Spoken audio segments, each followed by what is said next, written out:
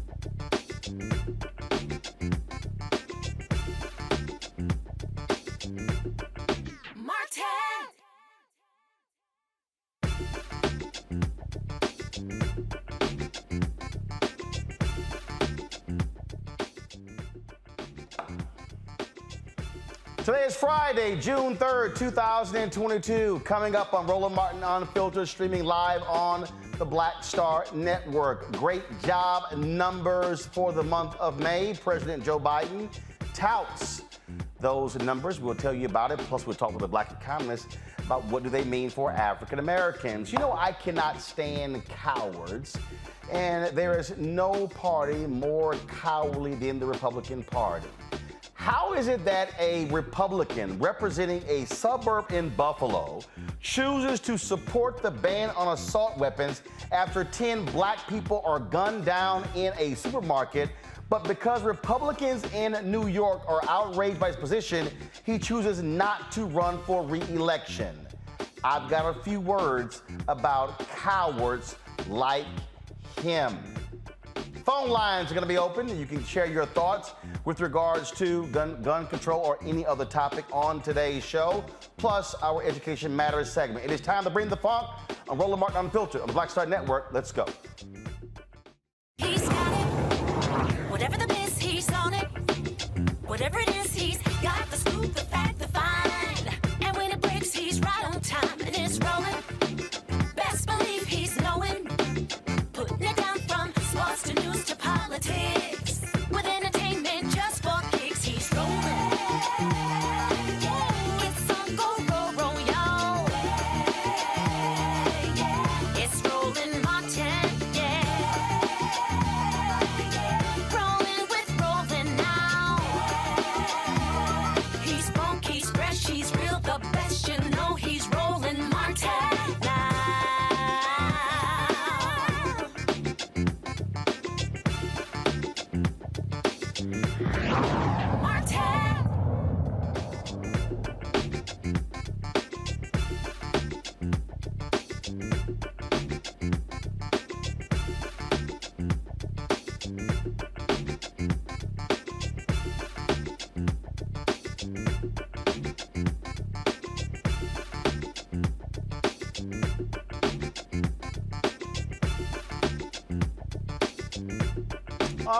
Many people said that the economy was slowing down, we're headed to recession, yet the May job reports came out today, and it shows how we continue to have an improving economy. The tale of two stories. Unemployment rate has dropped to 3.6%. Of course, that is a drop from last month. In addition to that, 390,000 jobs were added in the month of May. We also see that the unemployment rate among black and Hispanic women over 20 years old, although increased to 5.9% from 4.7% respectively, up from 5% and 3.8% in April. President Biden, of course, there for the weekend in Delaware, spoke about today's report this morning. The job market is the strongest it's been since just after World War II. We've got more evidence of that today. We learned that in May the economy 80,000 new jobs, bringing the total since I took office to 8.7 million new jobs, an all-time record. We learned that more Americans entered the labor force in May. In fact, working-age people have come back into the workforce at a faster rate in this recovery than at any point in the last 40 years. That means that the unemployment rate is near historic lows, and the number of Americans on unemployment benefits has gone from record highs to record lows, with millions of Americans moving up to better jobs with better pay. Dr. Patrick Mason, professor of economics at Florida State University, joins us right now. Doc, glad to have you on the show. So unpack these numbers for us in terms of the unemployment rate stayed the same, but obviously concerned about those numbers of black and Latino women. But you hear people keep saying the economy is awful, things are so bad, but the jobs report showing something totally different. Yeah, I wouldn't say things are totally bad. In fact, compared to last year this time, they're better. Compared to 2 years ago, they're much, much better. I mean, the unemployment rate for African Americans about a year ago was 9%. So we're down to 6.2% today.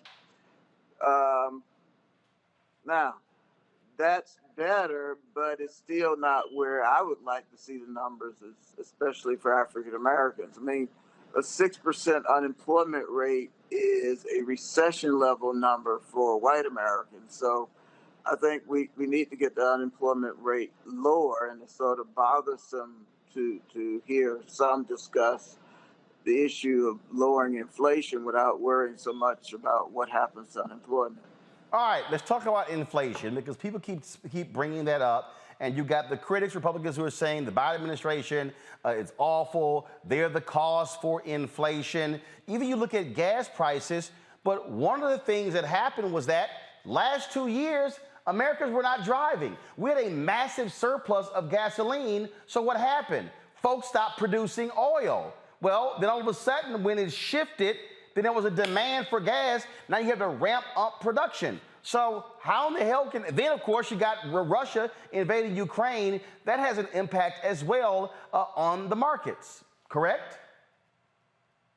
That is correct. You're doing a great, you'd be a great economist. Yeah, I mean, so people weren't driving as much. There was a lot of savings. A lot of the savings that people had from not driving, not spending. I mean, people were at home. So there's a huge amount of savings. A lot of that has gone into purchasing new houses. The home prices have gone up. People are starting to drive again, but as you say, production, you had the war going on, so gas prices shoot up. That's not unusual. I mean, gas prices go up and they come back down. And we've had these bottlenecks in the supply chain, which are still there. We import a lot of things from China, from other places that are still having economic problems. So it's difficult getting some things. I mean, I go to stores and a lot of things that I want to purchase. I want to purchase an item. I was told it wouldn't be available to November. But when you have those kinds of shortages, you have inflation. That's not the fault of the president. The better the job the administration does of getting people back to work, making sure that money is, in people's pockets. So you increasing demand, but you still have problems getting supply to grow as fast. But eventually, that problem will work itself out. President Biden did speak about the inflation issue. This is what he said today, and I'll get your response when we come back. Today, I'd like to address the two additional elements of my plan to tackle inflation. One, bringing down the cost of everyday goods for families. And two, bringing down the federal deficit at the same time. Bringing down the cost, here's where we stand. The two challenges on the minds of most working families are prices at the pump and prices at the grocery store. Both of these challenges have been directly exacerbated by Putin's war in Ukraine. The price of gas is up $1.40 since the beginning of the year, when Putin began amassing troops at the Ukrainian border. This is a Putin price hike. Putin's war has raised the price of food because Ukraine and Russia are two of the world's major breadbaskets for wheat and corn, the basic product for so many foods around the world. Ukraine has 20 million tons of grain in storage right now, and it's been in storage since the last harvest. Normally, that would have already been exported into the world market. But because of Putin's invasion and blockade of the port on which they could take that grain out for the rest of the world, it's not. It's not. And look, I understand that families who are struggling probably don't care why the prices are up. They just want them to go down. Joe, what are you going to do to bring them down? But it's important that we understand the root of the problem so we can take steps to solve it. The administration is having problems getting that to break through. Frankly, I think it's weak messaging. What more do you think they can do to better explain and get people to understand what is happening, as opposed to going, it's Joe's fault, it's Biden's fault, it's the White House fault, it's Democrats' fault? Yeah, well, you have to spend more time, as you say, getting out the message of exactly what causes inflation and which prices are going up most rapidly, who's hurt. Of course, inflation, for some people might make them slightly better off. If you have a student loan, the actual value of your debt has gone down. If you own a house, the value of your home has increased. If you have a mortgage, the value of your mortgage has gone down with inflation. So some people are hurt, some people are worse off, and the administration has to do a continuous job of just getting out the message. of all the different things that have gone into causing the current inflation. And, predictions about economic predictions about the future are always tricky, but try to give some better prediction on when they think that this inflation might be brought under control. And the numbers did ease down a little bit. Report I saw last week. All right, then. Well, again, I think that if you're someone who is looking for employment, the opportunities are there. And people just simply can't discount what happened over the last 2 years as if COVID had no impact on everything dealing with our world economy. But unfortunately, it's people prefer the bumper sticker perspective when it comes to blaming someone for the problems with this economy. Yeah, I mean, and so the blame game, I mean, I guess a lot of that is political. Inflation, nobody likes higher prices. Nobody likes prices going up. But at the same time, when we look at the employment numbers and we look at things like the employment to population ratio, that's just the probability of having a job. Those numbers are close to where they were pre-COVID. And that to me is a more important indicator where we are economically than what the inflation rate has to be is at the moment. It's like what fraction of people actually have a job. The overwhelming majority of individuals and families depend upon wage income, and if they're not working, they don't have any income. And so those numbers look good. That story has to be told, emphasized again and again and again. And at the same time, let the public know what's being done to fight inflation. I do want to ask you this. There was an economist with the Department of Labor. I was looking at her tweets earlier, and she posted something about this very issue that I thought was interesting. We were trying to get her on the show, but were not able to do it. And she was showing a particular graph. And so go ahead and pull that up, please, so I want to talk about that because she was talking about black male employment. And you see, if you see that chart there, you see where you've had this growth with black male employment. Talk about what that particular chart and what we have seen over the last several months. Okay, I can't see your. Okay, yeah, all right. Yeah, that's is that total employment? I can't see the left side of it. But in any case, the employment numbers for black men, the employment population ratio, again, that's the probability of having a job, the fraction of black men with a job, has been increasing over the last year. That is a very good thing because otherwise it creates enormous social problems, it creates economic problems, creates a lot of disillusionment. So it means that individuals are going back to work. The numbers for black women have also been increasing. And we want to see those numbers continue to increase. Like I said, my worry is that we will get so caught up into fighting inflation that we might go overboard and hurt the employee. And I think that should always be number one.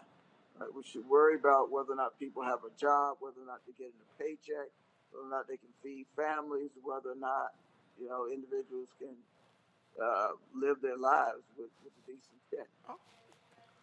All right, Doc. We certainly appreciate it. Thanks a lot for joining us to discuss the May Jobs Report. Thank you. Appreciate it. All right, then. Going to go to now our panel now.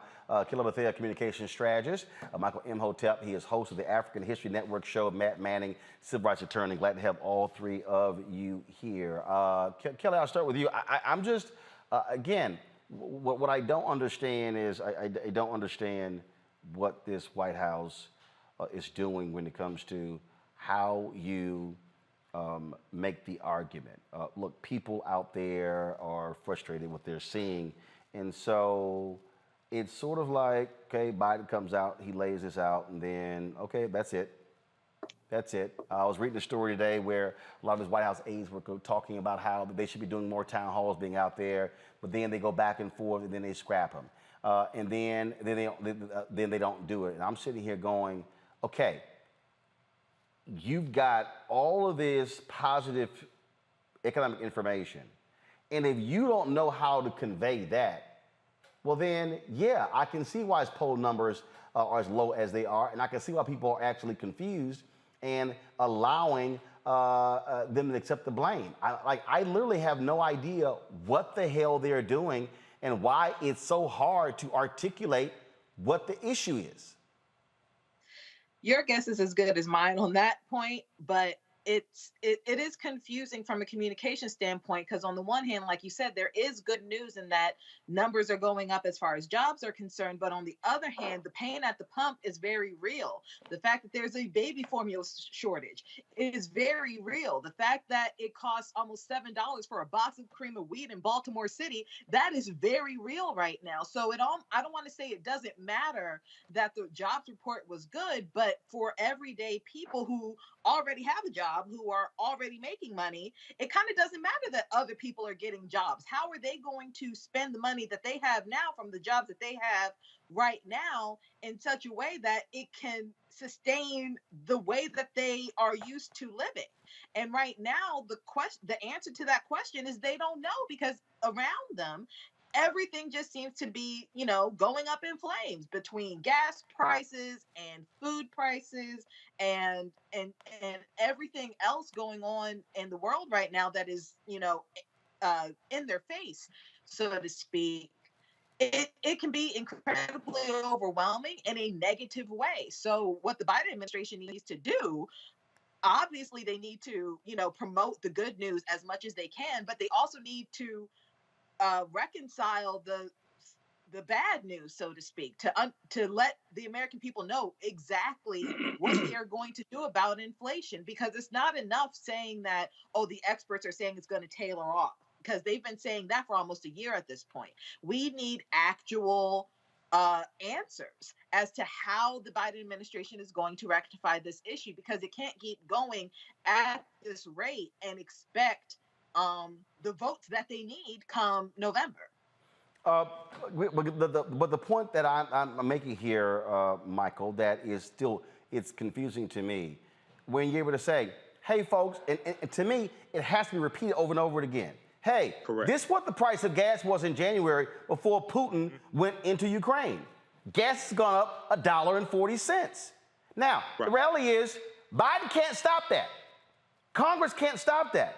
And I think part of this problem is that we have a bunch of simple Simons in this country who somehow don't understand that we literally are living in a global economy, and what the hell happens on the other side of the world has a direct impact on price of gasoline in the United States.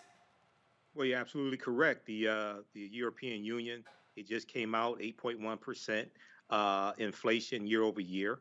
So what happens on the other side of the world impacts what happens here in the U.S. So yes, Biden and the White House, they need to have town hall meetings. They need to communicate the message over and over and over again. Also, they really need to hire some social media experts who can break this information down, disseminate this information to people who don't follow this on a daily basis, to Generation Z, to millennials, etc. They have good numbers. Just like, I think week before last, because we went on last Friday for Memorial Day. Week before last, I talked about this 19-page document at whitehouse.gov that breaks down how the Biden-Harris administration policies are helping the African American community. You would think that they would have that like on the front page of whitehouse.gov. Okay, I know about it because I research things like that. But a lot of people don't know this stuff exists. If people just Google, how have the policies of the Biden-Harris administration helped African Americans? But they're not. Okay, but Michael, that's the point. Yeah. No, the average person's not going to Google it. So you have to say it. It has to be consistent. You got to be flooding the zone. You got to be pushing people out there, driving the messaging. And I'm sorry, that's what they're not doing. And it's confusing to me why they're not. I mean, look, you mentioned social media. The story that I saw today, you got 70 people working in the White House dealing with social media. What the hell? What are they doing though? I have no idea what the hell they're doing. Yeah, I don't know. So see, there's you can have people working on social media, but they're not effective in working in social media. So I'm like, what are they doing? So this is the other thing. So you have to, and you know, some of this may have to do with Biden being from a generation that, you know, when most of the time when Biden was in the Senate, for instance, right? This was before social media really got big. Yes, we know he was in the White House with Obama, but it's like, if you have somebody, say for instance, just give an example, Alexandria Ocasio-Cortez, she's much better with using social media to communicate with people than Biden is, all right, and the White House is. So they got to get it together. Otherwise, they're going to get killed in midterm elections. You know, now Republicans don't have plans to deal with inflation. Republicans don't have plans to deal with the baby formula shortage. We know a couple of weeks ago when the bill came up in the House of Representatives to address the baby formula shortage issue, 192 Republicans voted against the bill. They don't have plans to deal with it, but they're going to just complain about it and galvanize their white supremacist base, along with critical race theory and all these other bills, voter suppression, to take back the House and the Senate. So we have to fight against that also. Bottom line here, Matt, you have strong economic numbers. Yes, you have inflation. Yes, you have an increasing gas prices, but you gotta be able to better articulate what you're doing. And you gotta show people, and I think that's what they're not doing. They are not doing an effective job in showing people. It's just sort of this, yes, you have people who are operating in an analog world when you're living in a digital world. That's exactly right. And right now it's more important than ever, not only to piggyback what both Kelly and Michael have said, but to disseminate that information and to make it digestible. Because to Kelly's earlier point, I think the American citizenry right now is scared. I mean, there's so much going on. There's so many things that are having a measurable effect on their lives. So I think it's important for the Biden administration to counter that by saying, look, there is some good going on, and that good hopefully will translate to a better life for you. And here's how we anticipate that will happen. So for them to not be harnessing the power of social media particularly is concerning, but I think you're exactly right. It's a generational divide. But the thing about it is he's been around long enough and his administration has been around long enough to know that that's how the vast majority of Americans are getting their news these days and are being met with information. So for them to not harness it is purely negligence at this point. It makes no sense to me whatsoever. All right, folks, phone lines are open. If you want to share your thoughts about the subjects we're discussing today, you can give us a call, 202-890-1199, 202-890-1199. If you, of course, are a member of our Bring the Funk fan club, you have an opportunity to call in.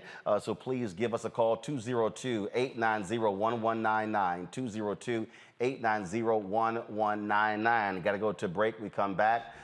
More on today's show. We'll talk about what's happening in the state of Maryland with State's Attorney there, Aisha Brave Boy. So, folks, be sure to call in and also support us in what we do. Download the Black Star Network app, Apple phone, Android phone, Apple TV, Android TV, Roku, Amazon Fire TV, Xbox One, Samsung Smart TV. And, of course, you can also join our Bring the Funk fan club. Every dollar you give goes to support this show.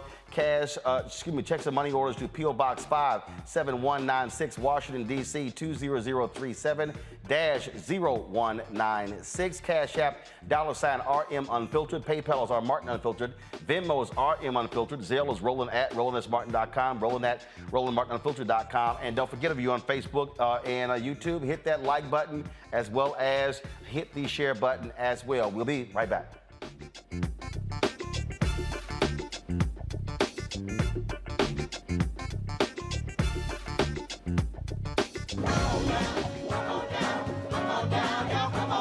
Welcome you to the launch of the Mass Poor People's Low Wage Assembly and Moral March on Washington, D.C., June 18, 2022. We are a new, unsettling force, and we are powerful. New, unsettling force, and we are here. We're rising up to demonstrate the compelling power that we, poor and low-income people, have to reconstruct society from the bottom up. And we need to do it with the loudest voices possible, the biggest actions possible. Because we know that there is no scarcity in this land. The only scarcity is the moral will to do what's right. Hold on, just a little while longer. We are those with sub-minimum wage jobs who can't afford sky-high rent. People with disabilities are the fastest growing minority group. It's crazy to me that in 2021, it's still legal for workplaces to pay a sub-minimum wage to people with disabilities. There are still so much trial and tribulations that we go through as Indigenous people. We can't get a decent wage to sustain ourselves, nor can we get adequate housing. Veterans across this nation say enough is enough. We can't pat essential workers on the back on one day and then cut their health care the next day. Health is a political choice. What more do I need to do to prove that my voice is just as valuable as anyone else's? There are still forces in denial that would try to slow walk our transition to a clean economy and a just future for us all. We have an immoral system run by immoral people. But together we walk, and we walk and we fight. It's time for a change. Reconstruyamos esta gran nación. See, we are people of resilience as we fight these interlocking injustices together. When we work together, mobilize together, and rise together, we become a voice for the voiceless, and we become an agent of change in a time where great change is needed. We need the third Reconstruction to ensure that deaf people, people with disabilities, and all people can have the right to live and to thrive. We know what they are doing, but the question is, what are we going to do? Reconstruction begins when we change our mentality and say it's time for you to get your foot off of my neck.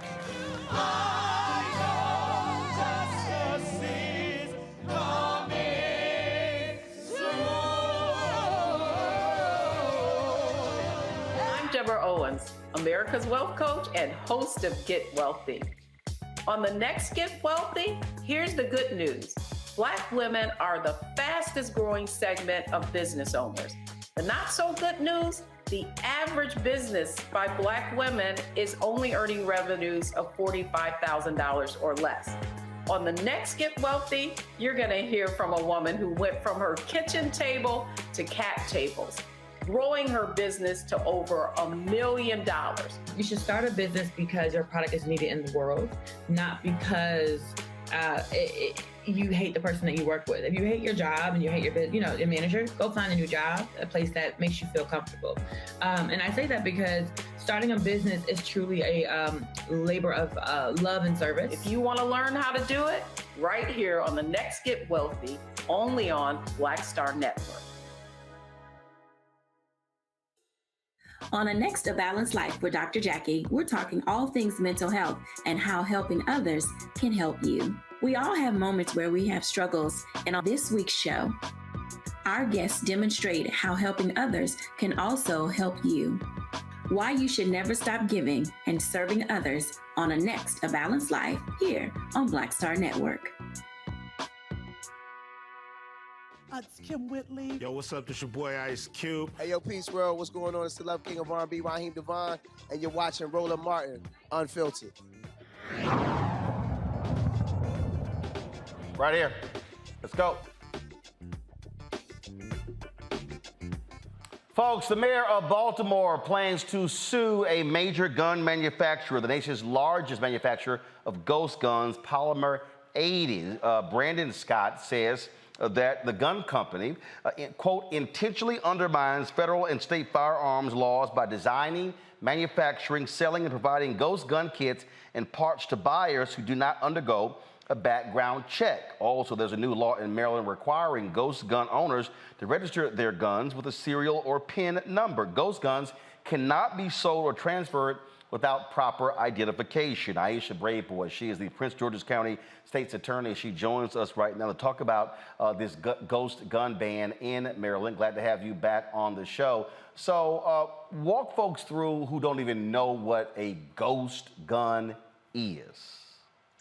Sure. Well, a ghost gun is typically purchased online. It's purchased in a kit, so it doesn't come fully assembled, which is how it gets around uh, some states' laws, which of course Maryland now has taken steps to ensure that these ghost guns fall under what we call our firearms safety laws, which would require them to be held to the same standards of it as any other gun manufacturer or distributor in the state, or those who sell to people in our state. But I can tell you that Maryland is banning the sale of ghost guns starting on June 1st. So there should be no new sales or transfer of ghost guns in the state of Maryland. What Maryland did do was allow individuals who had lawfully purchased ghost guns prior to June 1st to be able. Looks like we lost State's Attorney Braveboy. We're going to try to get her back. Lost her connection right there, so we'll work on that, folks. First of all, do understand last night the House Judiciary Committee actually passed out of committee. No Republicans voted for this. Of course, the focus of actually advancing this bill to protect our kids. It was a bill that was, of course, pushed by Congresswoman Sheila Jackson Lee and others. It is called the Protect Our Kids Act. It's going to do a number of different things, which includes raise the age for purchasing a semi-automatic centerfire rifle from 18 to 21, restrict large capacity magazines, establish requirements regulating the safe storage of firearms, expand ban on bump stocks, gun modifications, and restrict access to ghost guns. Do we have State's Attorney back? All right, then. Glad to have you back. When we talk about how significant these ghost guns are, I mean, how major is it? How have they expanded in terms of the last several years in popularity? Well, I can tell you back in about 2016, 2017.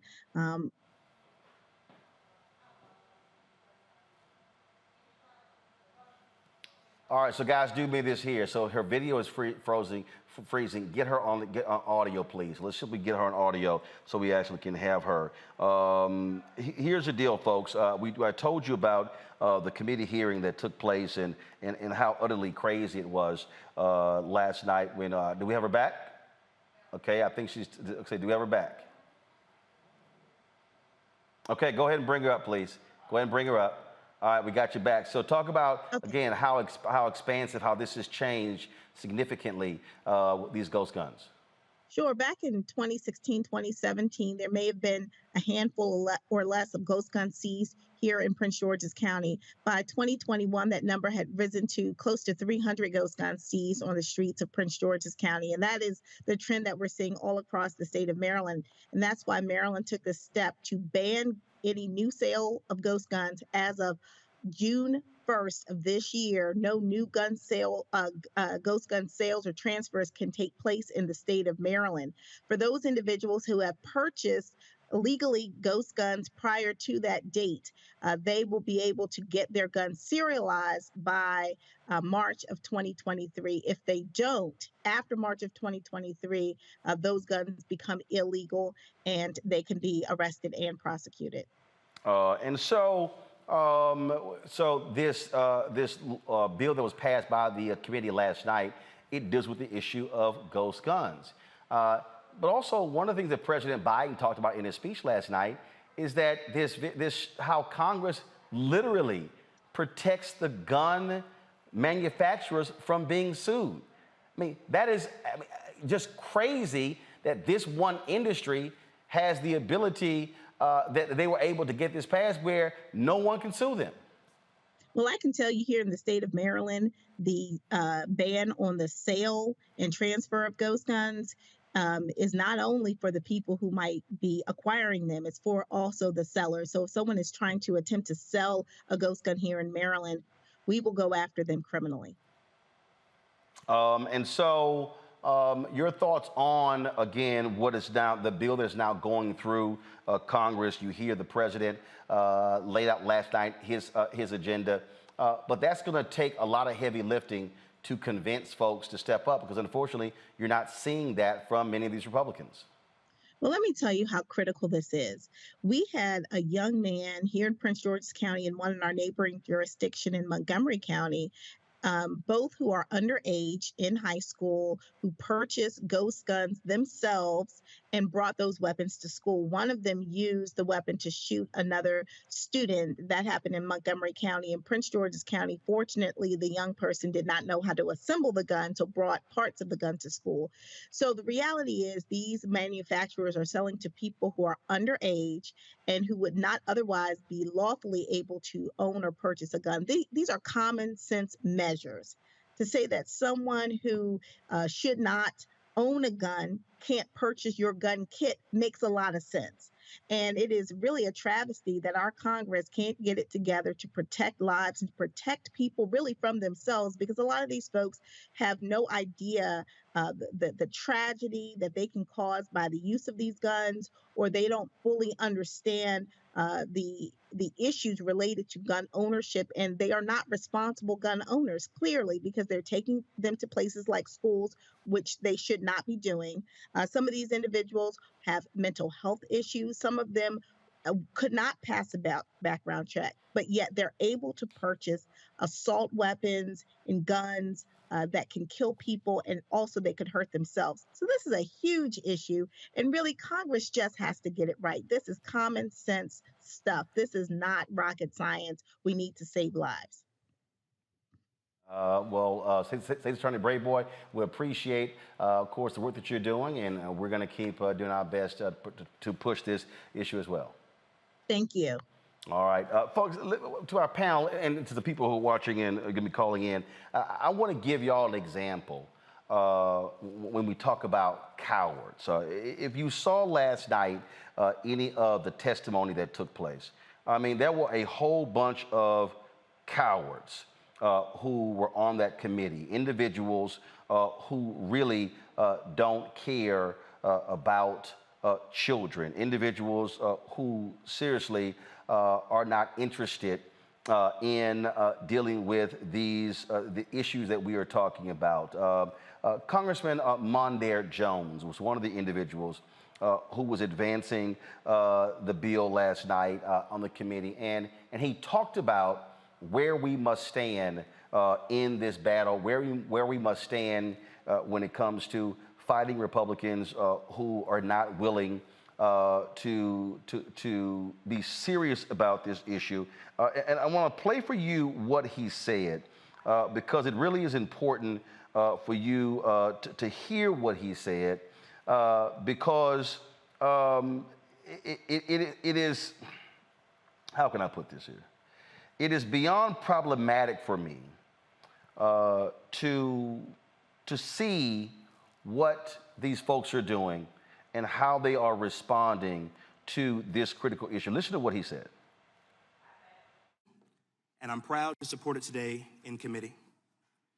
As the youngest member of this committee, I need to address my Republican colleagues on behalf of the generations of young people whom Republicans have condemned to grow up in fear that they will be gunned down at school. When I was just 11 years old, something that then seemed unthinkable happened. 2 students killed a teacher and 12 of their classmates at Columbine High School.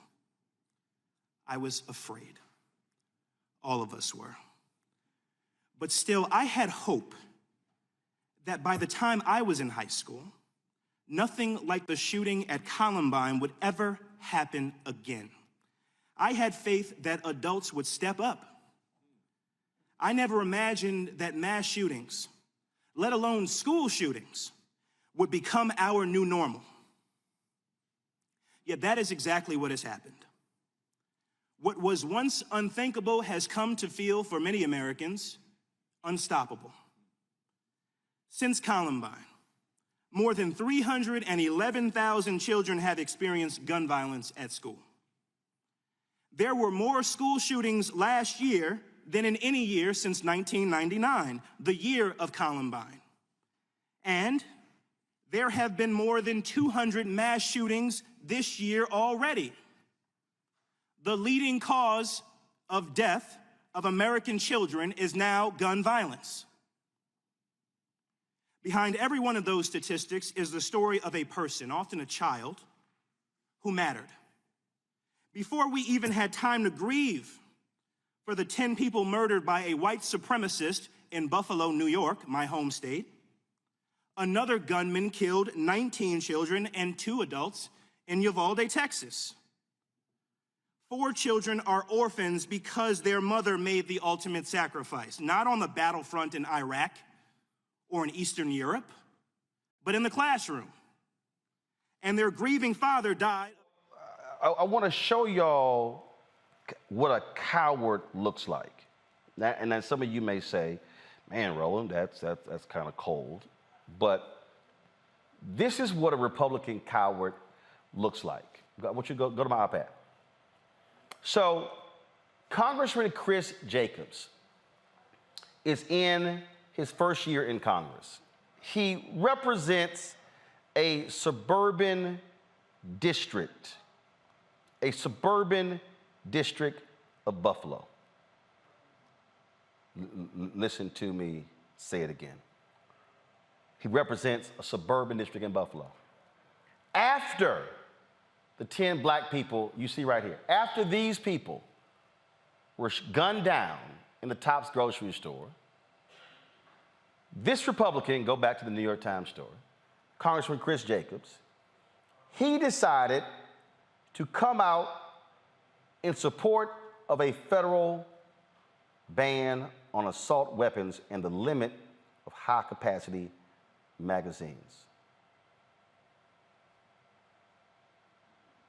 This is what he said. I can't in good conscience sit back and say I didn't try to do something. Next paragraph says, it took only 7 days for political forces to catch up with him. What happened? The state chair of the Republican Party came out against him. Donald Trump Jr. came out against him. And then Jacobs announces he's not running for re-election.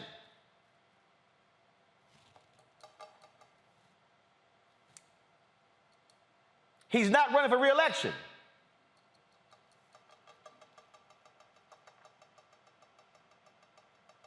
He then says, we have a problem in our country in terms of both our major parties.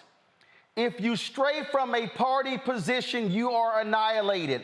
For the Republicans, it became pretty apparent to me over the last week that issue is gun control, any gun control.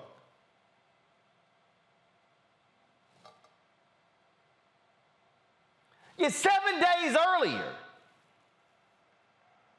I can't in good conscience sit back and say I didn't try to do something. So here's my problem. My problem is, instead of Congressman Jacobs looking his party in the eye and saying to the Republicans, if any of you are against me, fine. If I lose re-election, fine. But I'm not going to stand here as a member of Congress and do nothing. I'm going to support my position. Well, that's not what happened. He cut and ran. He did the exact same thing that Arizona Senator Jeff Flake did when he chose not to run for re-election because he was opposing Donald Trump. What they didn't do was what Senator Ben Sasse did, where he was critical of Trump. Then he went quiet because he was afraid that they would run somebody against him, and he sucked up to Trump. Then, after he won, then he went back to criticize them. Republican after Republican, afraid to stand up and take a position. They would rather not run for re-election. What I don't understand is, how can you say, quote, I can't in good conscience sit back and say I didn't try to do something, and I'll come back, when you're really a coward?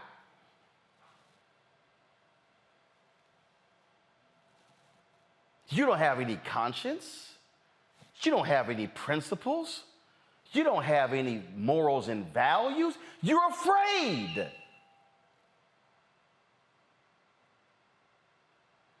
Those who aren't afraid would say, come on. Those who aren't afraid would say, y'all want to run against me? Bring it. I would rather go down swinging than cut and run. And that's the fundamental problem you have. Now, let me tell y'all something. It's a whole bunch of progressives out there who are upset because Speaker of the House Nancy Pelosi and Whip Congressman Jim Clyburn and others traveled to Texas to support Congressman Henry Cuellar in his primary. And Henry Cuellar was running against a progressive, I believe her name was Jessica Cisneros, and she lost to him narrowly twice before, and he barely beat her in the primary. I think it may have come down to a couple of hundred votes.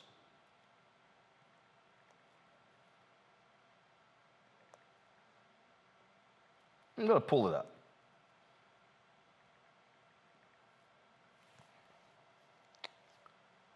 We're talking about a few hundred votes.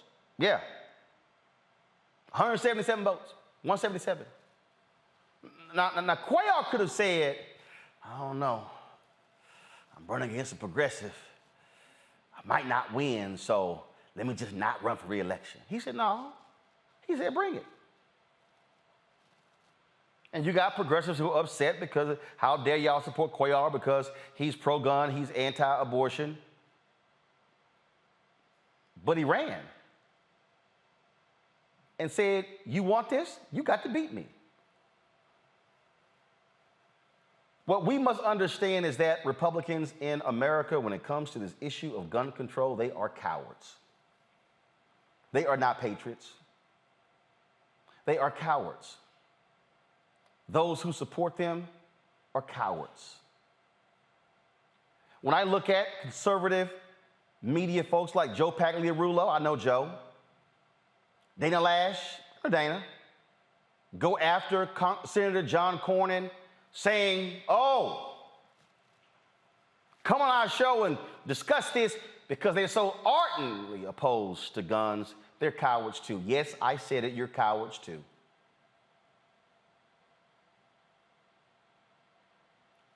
I don't know who that fool was in Congress who said, oh, he supported the AR-15s because he had a problem with raccoons attacking his chickens. If your ass need an AR-15 to shoot a damn raccoon, your ass should move.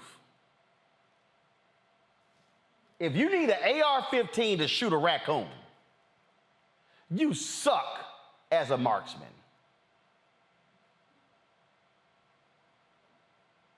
Folks, they're cowards.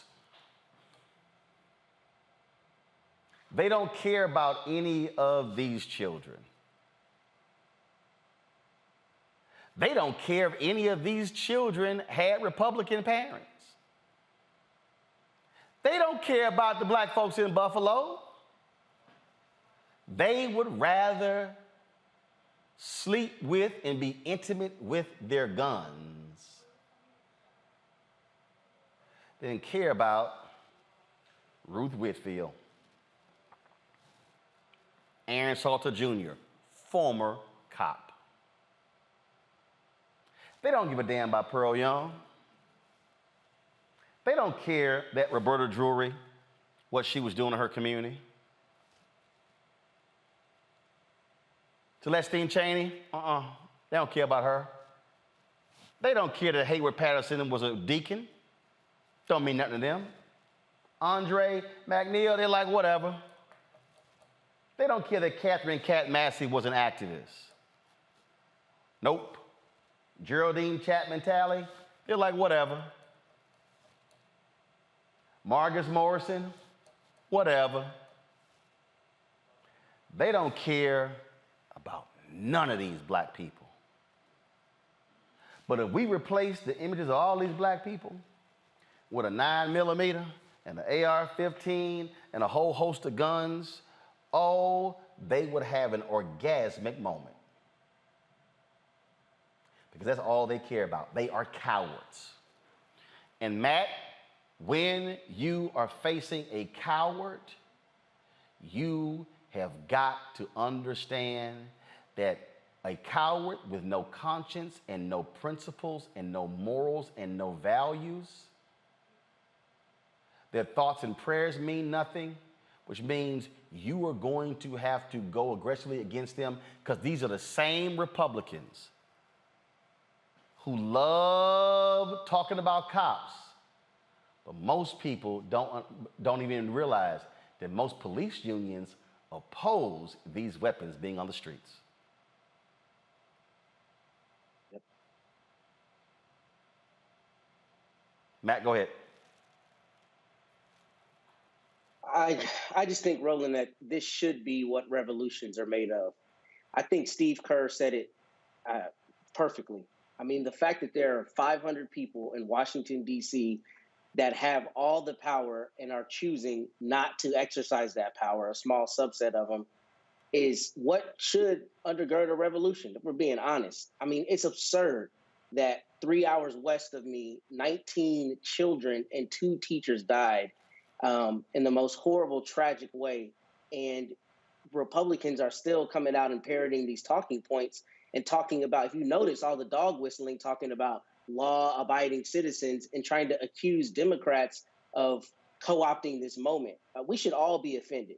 If you're a person who has any moral values and you're on the right side of the aisle, you should be incensed that your Republican senators and House members are finding a way to make this about anything other than protecting kids. And part of the problem is not only cowardice, it's consequences. They're making a political bet that they're not going to have any consequences when it comes time for the midterm. And we talk about it on this show all the time, voting, and that's the way to keep people accountable. But I don't know what needs to be done beyond that, because the fact that we as a country cannot come together and say, we gave you those jobs for you to be able to act in precisely this position, and you're telling us not only you're not going to act, but that you're going to continue a cozy relationship with the people whose products are responsible for this. I mean, I don't know what can be done beyond taking a stronger stance than just saying it's voting. I mean, it has to be something more than that, because you shouldn't be able to co-opt an entire country's safety. At the very least, government should exist to keep its citizens safe. And it cannot do that. And not only can it not do that, they are flatly refusing to take any measurable step to do that. That should be cause for revolution. Here's what I find to be just ridiculous, Kelly. In this New York Times story, Congressman Jacobs, citing the thousands of gun permits he had issued as Erie County clerk, Mr. Jacobs emphasized that he was a supporter of the Second Amendment and said he wanted, this is the one. Come on, go to my iPad. And said he wanted to avoid the brutal intra-party fight that would have been inevitable had he stayed in a race. How in the hell can you be afraid of an intra-party fight when they are dead? How? So I'm sorry, so you missed the Second Amendment. In fact, the week before, he was endorsed by the NRA. He comes from one of Buffalo's richest families. And you scared? How your ass scared, but you want to embrace a gun? I thought y'all tough with the guns. Cowards. We are facing gun-waving, gun-toting cowards, Kelly. There's no other word for them except coward at this point.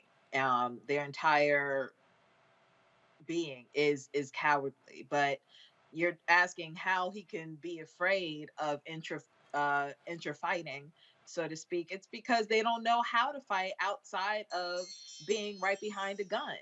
And for me, it's not so much a Second Amendment thing so much as it is cowardice, because there has to be a happy medium between making sure that people can exercise their Second Amendment right, and and the other side being everybody else exercising their right to live. You know what I mean? Like, it's not, the two can coexist, especially when you look at the history of the Second Amendment being that it was never meant to go this far. The Second Amendment, and I'm sure Michael knows way more about this historical fact than I do, it was never meant for people to just have the right to weapons of mass destruction. It was so that you can reinforce the right to defend yourself against enemies, foreign and domestic.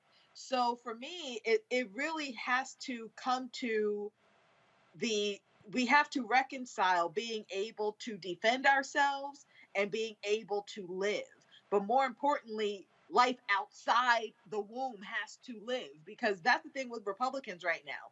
You're pro-life so long as the child, meaning the conglomerate of blood and skin cells, because it's not viable outside the womb. You're more worried about something that is inside my body than the 19 children outside my body who just died a week ago, because an 18-year-old was able to buy a weapon of mass destruction without a background check, without any type of screening, without any type of protocol or process. He was just able to buy it.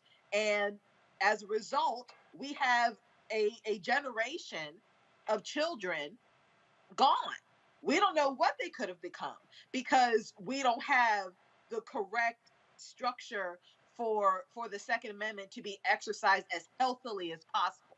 And the people, the powers that be who can do something about it, refuse to, because a private institution has them by the balls. It is absolutely ridiculous.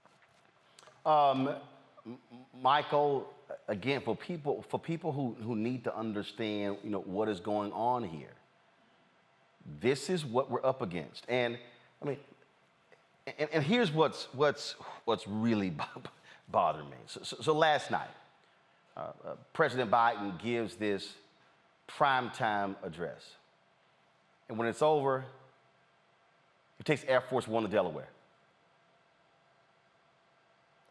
Today, I didn't see the flooding of the zone. I didn't see administration officials, all of the morning shows, the midday shows. The emails that I got today were offering us up a couple of people to talk about blacks in the economy. I appreciate that.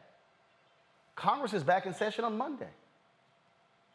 Where's the full court press? Is this administration going to be pushing their people to Sunday shows? So you gave a address last night. How are you building national momentum? The polling numbers are in your favor.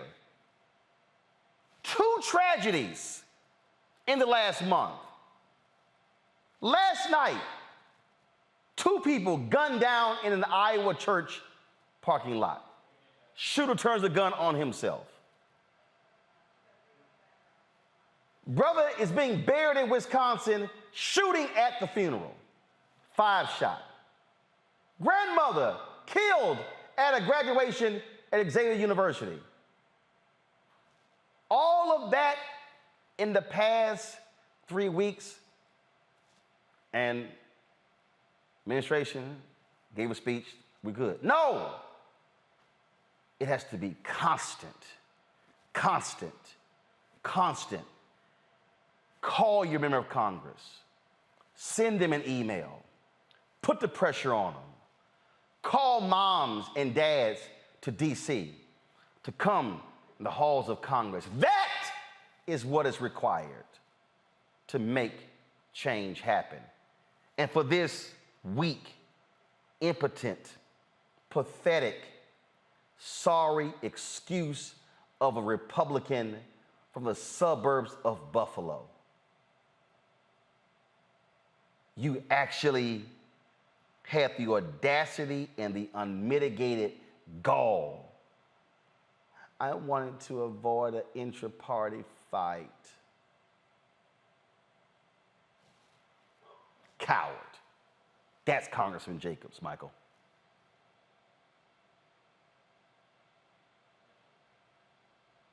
Yesterday, you saw some of the cowards showing their guns and bragging about their guns also. Because these are cowards. That's why they want guns, and that's why they want big guns as well, and that's why they want to brag and show them off. That vote was 25-19. It was upon party lines. Republicans voted against the Protecting Our Kids Act because they don't care about protecting kids, not even white children. They really don't care about protecting white children either. These are prostitutes of the National Rifle Association. That's exactly what they are. They're prostitutes of the National Rifle Association. This is why we need to go to congress.gov, look up these bills, and look and see who voted against these bills, because what you vote for shows me what you value. Not what you say on MSNBC, not what you say on Fox News, but how you actually vote. Okay, so and when you look at some of the statements from them, whether it's Representative Jim Jordan of Ohio, whether it was dumbass Louis Gohmert out of Texas, who's, I'm sorry, he's from Texas, Roland. Yeah, dumbass like Louis Gohmert, things like this. Republicans, generally speaking, are not even offering reasonable bills to address this issue. Louis Gohmert wanted to blame Democrats in cities that had high crime rates and gun shootings and things like this. He said, oh, those are all cities controlled by Democrats, okay? He didn't want to deal with the fact that, well, like in Chicago's in the state of Illinois, state of Illinois. Well, Indiana has lax gun laws, and a lot of those guns that come into Chicago come from Indiana, okay? Because the gun laws in Indiana are different than the ones in Illinois. So this is why we have to vote these people out of office and understand. And the other thing is, going to what Matt said, what else can we do besides vote? Go to FEC.gov, Federal Elections Commission, look and see who are the corporations that finance a lot of these people who keep blocking these bills, and launch economic withdrawal strategies, economic boycotts against 4 or 5 of these top corporations, and put a price, put a penalty on these corporations for financing these people who keep voting against our own interests. And just redistribute the pain, as Dr. King said up with April 3rd, 1968 in his last speech. Where do we I've been to the mountaintop. And just so people understand what we're dealing with, Ohio is literally on the verge, y'all, of letting teachers carry guns after just 24 hours of training. Right. Yep. Now, y'all know this ain't nothing but a recipe for disaster. Yeah. You already know what that is. And by the way, for all of y'all who are wondering, again, when we talk about who, and this is where, I'm sorry, Joe Biden needs to stop with the bullshit. He needs to stop sitting here talking and acting as if he's dealing with reasonable Republicans. He made a comment about dealing with McConnell and John Cornyn. They're not reasonable. If you don't believe me, watch this here. Dana Lash, who had a show on the NRA's channel, this is what she sent out. For the past 2 weeks, we've asked John Cornyn to join the broadcast and discuss the Senate's pending gun control legislation. For 2 weeks, they've said next week. In the past, his staff reached out to us to inquire about having him join. This is what he said. Dana, nothing pending now. Happy to come on if something develops. This is the man who's supposed to be leading the Republican side on gun legislation. But just so y'all understand, he ain't trying to sit here and do nothing about guns, y'all. Because he literally sent out a tweet early, let me find it, where he basically said, yeah, I ain't trying to sit here and deal with that. We gonna deal with the mental health stuff. Y'all, they're not, here it is right here. Here it is right here. This is where the tweet that first came in. Any deal on guns will need John Cornyn's support. In an interview, he said, quote, "It will be embarrassing if the Senate can't agree on a deal after the Uvalde shootings. It would feed the narrative that we can't get things done in the public interest." This is how he responded to the tweet. I'm not talking about restricting the rights of law-abiding citizens under the Second Amendment. I'm talking about identifying people with criminal and mental health problems that are a threat to themselves and others. Y'all, they ain't doing nothing. Senator Cornyn, since you so happy to go on Dana Lash's show, come on, Roland Martin Unfiltered. Unlike Dana, who moved to Texas, I'm a native Texan. I still vote there, so I'm a constituent as well. Why don't you come and have the conversation with us if you're not scared? Don't run to Fox News. Don't run to OAN. Don't run to Newsmax. Don't run to the Blaze. Don't run to conservative radio. Come talk to black people. Let's have that conversation. Folks, speaking of conversation, here's a phone number for you to give us a call. If you want to share your thoughts, 202-890-1199, 202-890-1199. Love for you to give us a call to share your thoughts with regards to this issue and so many others.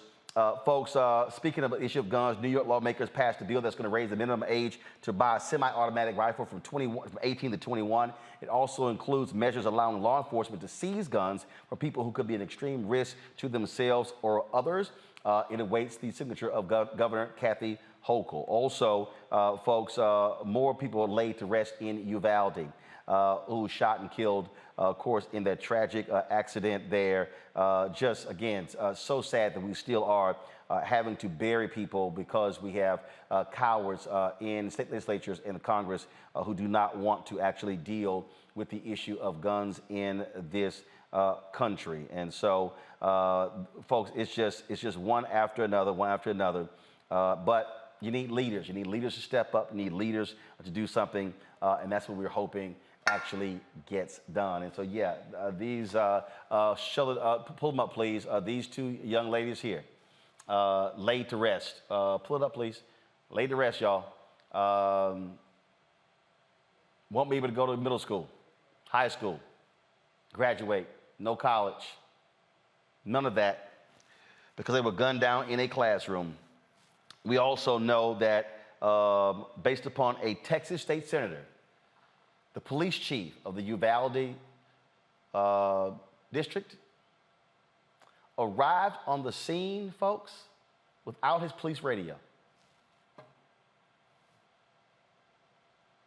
He is the commander on the scene with no radio to communicate with other cops.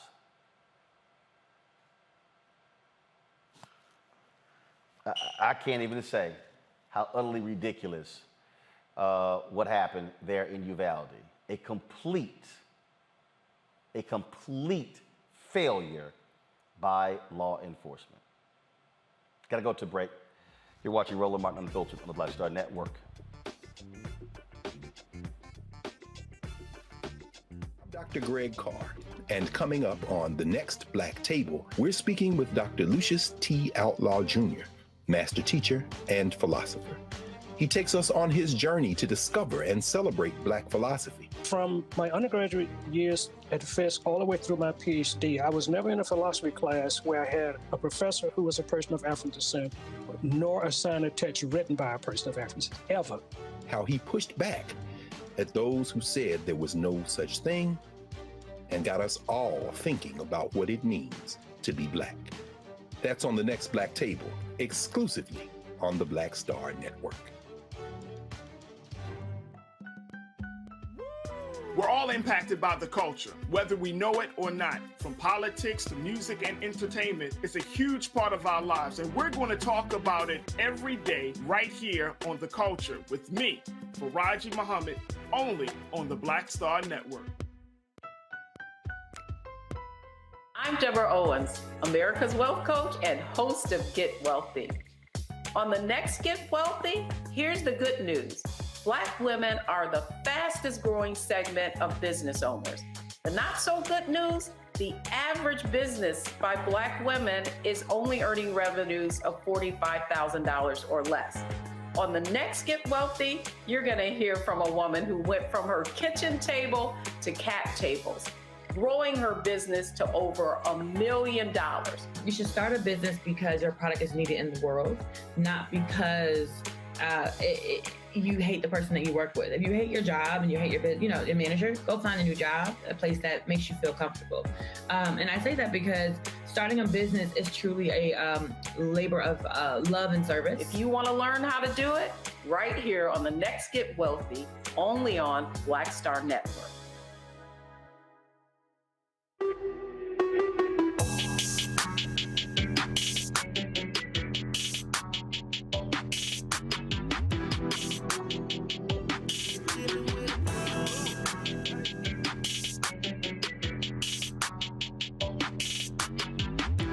Hey fam, Patrol Grooming is a men's grooming company that delivers on this promise every day to men everywhere. And that is everything we do, every product we make is designed to help you present your best self. Now we all know we want to look clean and look good. It's a promise Patrol Grooming has kept since 1991 when they first introduced the Bump Patrol brand, the #1 men's product for a smooth, bump-free shave and silky skin. Now, millions of customers count on Patrol Grooming's exceptional skin care products, which can be found at more than 30,000 retail stores in more than 50 countries around the world. Folks, Patrol Grooming can assist you in being as clean as possible. Now you can have exceptional beard and skin care products that are as unique as you are. So fellas, as we are heading out for the summer and folks are going to Essence Festival and Cincinnati Music Festival and other events, it's time for us to get our groove back and let's lose the unkempt look.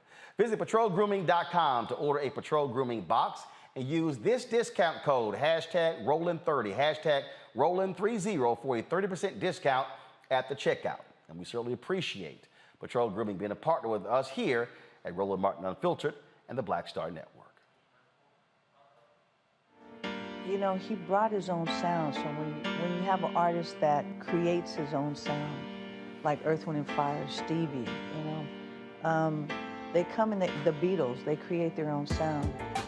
He kept reinventing himself. He wasn't afraid to change instrumentations or not use drums or not use bass or use the Lynn machine or use real drums or use, pots and pans. It didn't matter. It's just like he wasn't afraid to, the sound was different every time he did an album, completely different, And the things that he wrote about, it was things that he felt he needed to speak about. So a lot of honesty,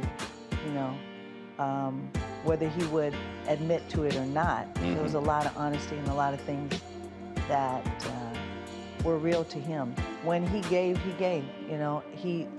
I think for me, he is my #1 favorite guitar player in the world. He was. He played with, and especially I loved me playing drums with him, he and I playing together. When I played drums, it was a whole nother thing.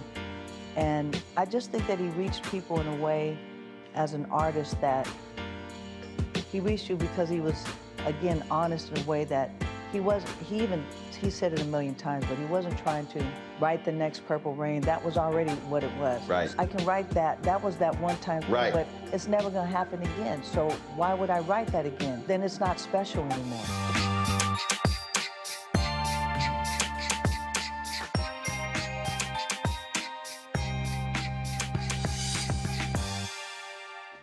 My name is Charlie Wilson. Hi, I'm Sally Richardson Whitfield. And I'm Dodger Whitfield. Hey everybody, this is your man Fred Hammond, and you're watching Roland Martin, my man, Unfiltered.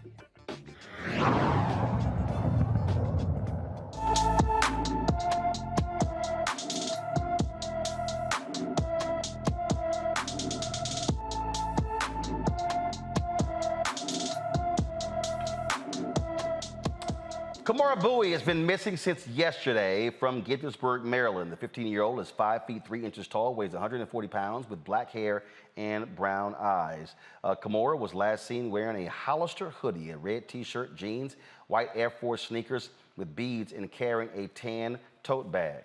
Anyone with information on Kamora Bowie should call the Montgomery County, Maryland Police Department at 301-279-8000, 301-279-8000. All right, y'all, time for us to go to the phone lines. Folks have been saying, man, bring the phone calls back. I was like, all right, we're going to do that, so let's get ready. Mark Peters, you're on Roland Martin Unfiltered. What's your comment, your question?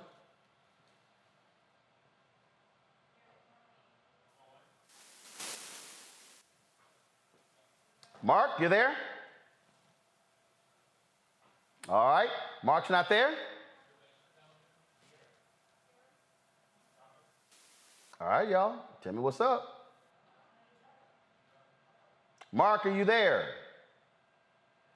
All right, Mark, are you there? All right, folks, let's go to, let's put Mark on hold.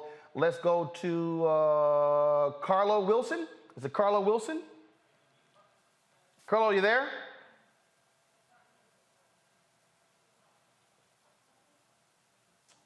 All right, y'all tell me what's up with the audio, please. So we're gonna get that fixed. Y'all let me know where we are with the audio so I can go to the callers there, so we can go and take their phone calls. And so let's get that audio straight.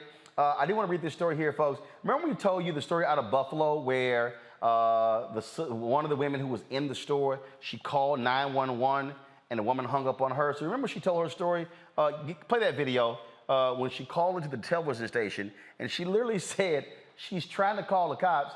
She calls 911 and the woman get an attitude with her.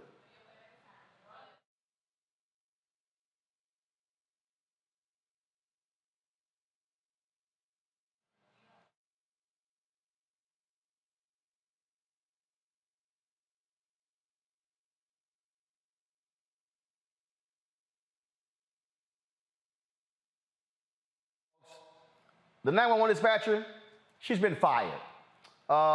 Remember, she was put on leave. The woman who was in the store, Letitia Rogers, said that she was grossly disrespected by this woman when she called 911, and the woman hung up on her. That's right, the dispatcher was again fired. Thursday, Erie County Police Service oversees the 911 center for the state terminated that employee said that she simply had to go. That's a perfect example. It's too late to play the video, y'all, because you didn't have it ready. Here's the whole deal here, Michael. She should have been fired. She should have been fired. I mean, how do you hang up on somebody who's in a store in a mass shooting?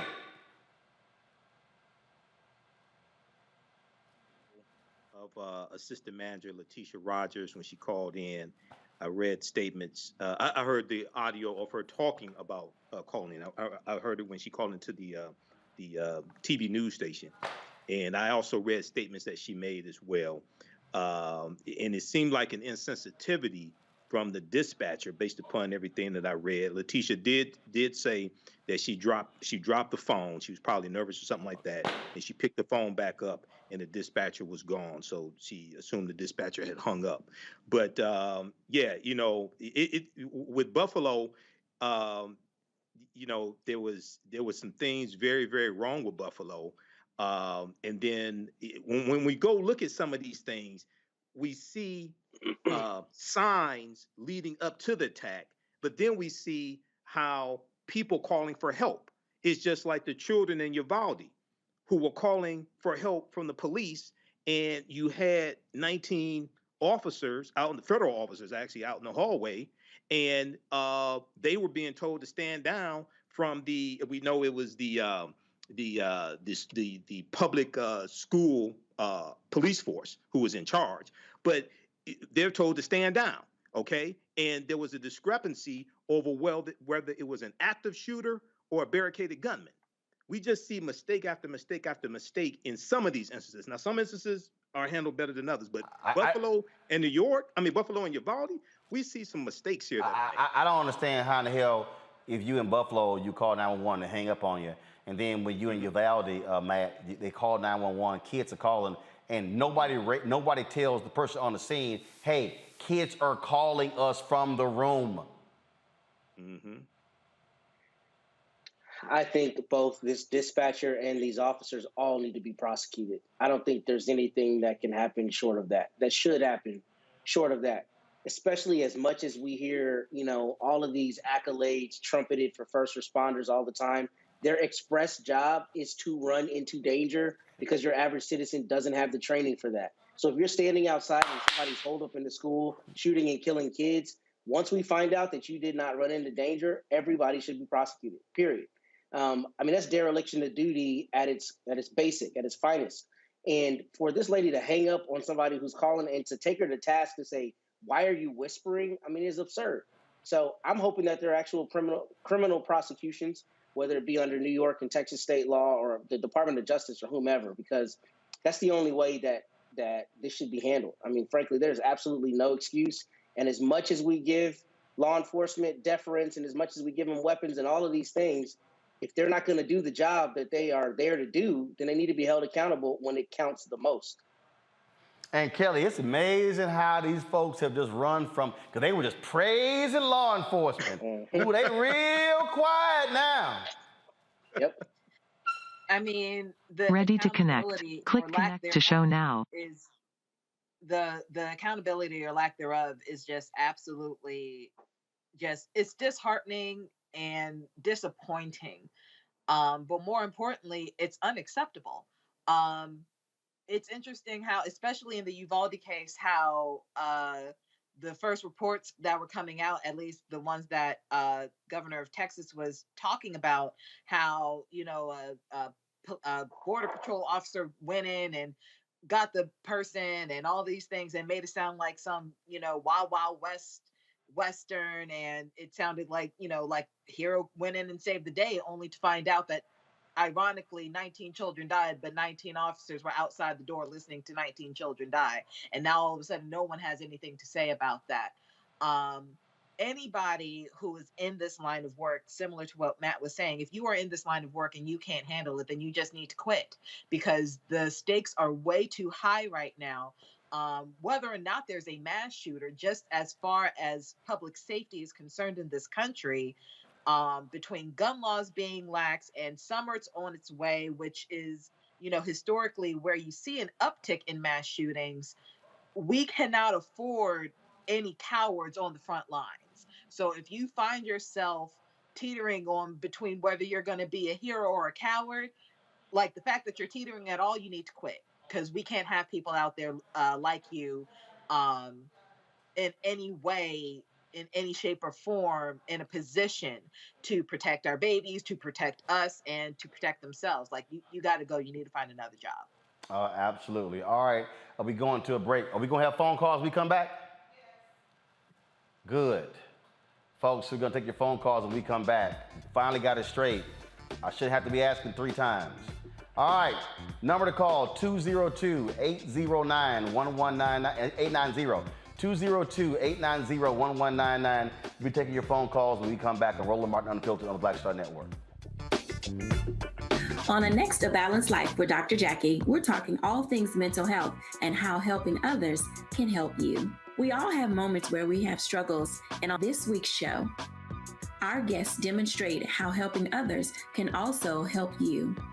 Why you should never stop giving and serving others on a next A Balanced Life here on Black Star Network. I'm Dr. Greg Carr, and coming up on the next Black Table, we're speaking with Dr. Lucius T. Outlaw Jr., master teacher and philosopher. He takes us on his journey to discover and celebrate Black philosophy. From my undergraduate years at Fisk all the way through my PhD, I was never in a philosophy class where I had a professor who was a person of African descent, nor a sign of text written by a person of African descent, ever. How he pushed back at those who said there was no such thing, and got us all thinking about what it means to be Black. That's on the next Black Table, exclusively on the Black Star Network. Hi, y'all doing? It's your favorite funny girl, Amanda Seals. Hi, I'm Anthony Brown from Anthony Brown and Group Therapy. What up, Lana Well, and you are watching Roland Martin Unfiltered.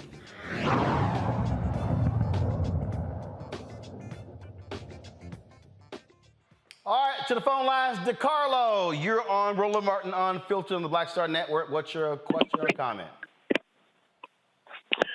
Roland, just had a couple quick questions. I'm wondering, like, with what's going on with us and the ethnic hatred towards us, why is it that black people are so averted from getting any kind of weapons to protect themselves? I mean, if they realize that the police aren't going to do it, but yet I don't hear a lot of black people advocating for people to get protection first. And then secondly, I'm wondering when you're going to talk about this situation that with this retired federal officer up in Buffalo, New York, that was actually talking to the person, that animal that shot those people in Buffalo, and then afterwards, 30 minutes before, and then he had also recommended the guns for this man. Because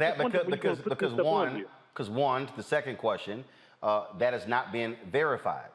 That's that second part. Now, we see reports that we was possibly discussing that it's not been verified. And so I don't report stuff until it's been verified. That's first. On the second point, Matt, why don't you take that particular issue and that question of black people getting guns? Again, if you look at a lot of these mass shootings, you can have guns, but if you're happening in school, that gun ain't helping you. Matt, go ahead. Well, I'm not talking about it in school. I'm not talking about it in school, though. I'm talking about why is it like for residential, for, personal, because those are the things that are going to protect us. Because remember, just like you had mentioned earlier with Tulsa, they had weapons to fight back, because if they didn't, it would have been even worse.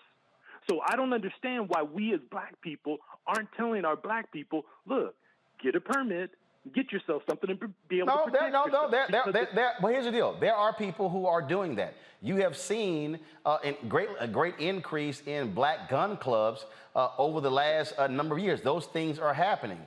Me personally, I have no interest in guns. Never. A gun was never in our house. So no. I'm just simply explaining to you. For me, but Matt, go ahead and take that because you saw you want to comment on that. I was just going to say I'm glad somebody asked this question, because Rob Williams was advocating for this in the 1960s, telling black people to go get guns before he defected to Cuba because he became, a political pariah and people were out to get him. I mean, the point is there's precedent for that. And there are a lot of people who would say that. In fact, a friend of mine from college has a booming business in Virginia where he teaches people how to not only arm themselves, but how to properly use weapons. So there are black people that are doing that. Now, I think the corollary question to that is what's going to be the societal response? And we already know the answer. If black people in droves start arming themselves, I guarantee you gun control will come much faster, and it will be much more robust when you have, a large percentage of black people arming themselves. But to answer your question, there are a lot of people who already say that and who are already proponents for that. But what I do want, if people are going to be out there and they're going to be getting guns, please, what cannot happen is what we saw the other day, where a black woman was passing her purse across somebody, gun goes off, and shoots someone there. Folks have got to, if you're going to go get guns, take classes, have gun safety, have locks in your homes that require your fingerprint or a code to actually get your gun. I know there was a prominent black photographer in Detroit. Her now deceased husband, he was a big time UAW official, was cleaning his gun. Guess what? Gun fires, hits her. She almost got killed. So if people are going to get guns, practice gun safety, because the stories of children and adults being killed by people mishandling guns or thinking that no bullets are in them. So here's the deal: if you're gonna do it, be safe in doing it. That's what you got to do. But I appreciate you saying that, but I wanted to say one last thing. Remember this. In 1680, they had the enslavement code. But before they put that in place, the first thing they did is they said you couldn't have a weapon. Before they took away any kind of rights, the first thing they said for black people is you can't have a weapon. And the weapons back then were for hunting. That was to sustain yourself. So always remember, have a weapon, because at some time they may come for it, and you want to make sure that you have something. If that's what you desire. I appreciate it. Thank you so very much for your phone call. Let's go to Frank. Frank from Chicago. Hey, Frank, how you doing? You're on Roland Martin Unfiltered. Hey, brother Roland, how you doing? I'm from West Side Chicago. All right. So I ain't from the suburbs now. I heard your show. I listen every day. Hey, brother Roland, you know what I'm saying? I'm not even waste my time saying how great we are. Grateful for you and all your panels. But listen, if Joe Biden don't stop, I love the speech he gave yesterday. I was with it, and I'm glad he started pointing out the Republicans are blocking and they are do nothing. Roosevelt had the same problem. But what he did, he let the people know on a consistent basis that you got to get rid of this do-nothing Congress, okay? And they came out and gave him a clean sweep. Joe Biden got to stop being as weak as Jimmy Carter and start being as strong as President Roosevelt and get the turnout, from here to election time, and get rid of these do-nothing Republicans out of these seats. He also needs to point out the Democrats, the two that are blocking us from going around the Republicans. I would love to have heard him do that. So my point, my question with you, Roland, you know what I'm saying, out of great respect, is the way you rolled Nancy Pelosi, and I stopped donating her behalf, but I didn't heard her right. Until you go on Roland Martin show, I'm not donating no more on your behalf, Ms. Pelosi. I still love you, but I donate annually and regularly every month. But what about Joe Biden himself, Roland, and Brother Roland, and Kamala Harris? Because the stuff you laying out is great what you laying out, and you be spot on, but how good is our messages getting to the top? Okay, President Obama went on, he did interviews on shows, okay? You having a hard time getting Joe Biden, just riding him, or Kamala Harris to come on your show, Roland, so we can talk to them, because is our message isn't good enough to reach these people, to reach the top? Yeah, Kelly, I think he makes, first of all, thanks for your phone call. I appreciate it. Kelly, he makes a great point. The story that I read earlier today, it was quite interesting, Kelly, because it said that, Biden had done a couple of interviews with digital creators in the last 2 months.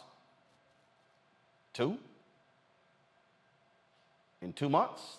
Might want to do a little bit more than that.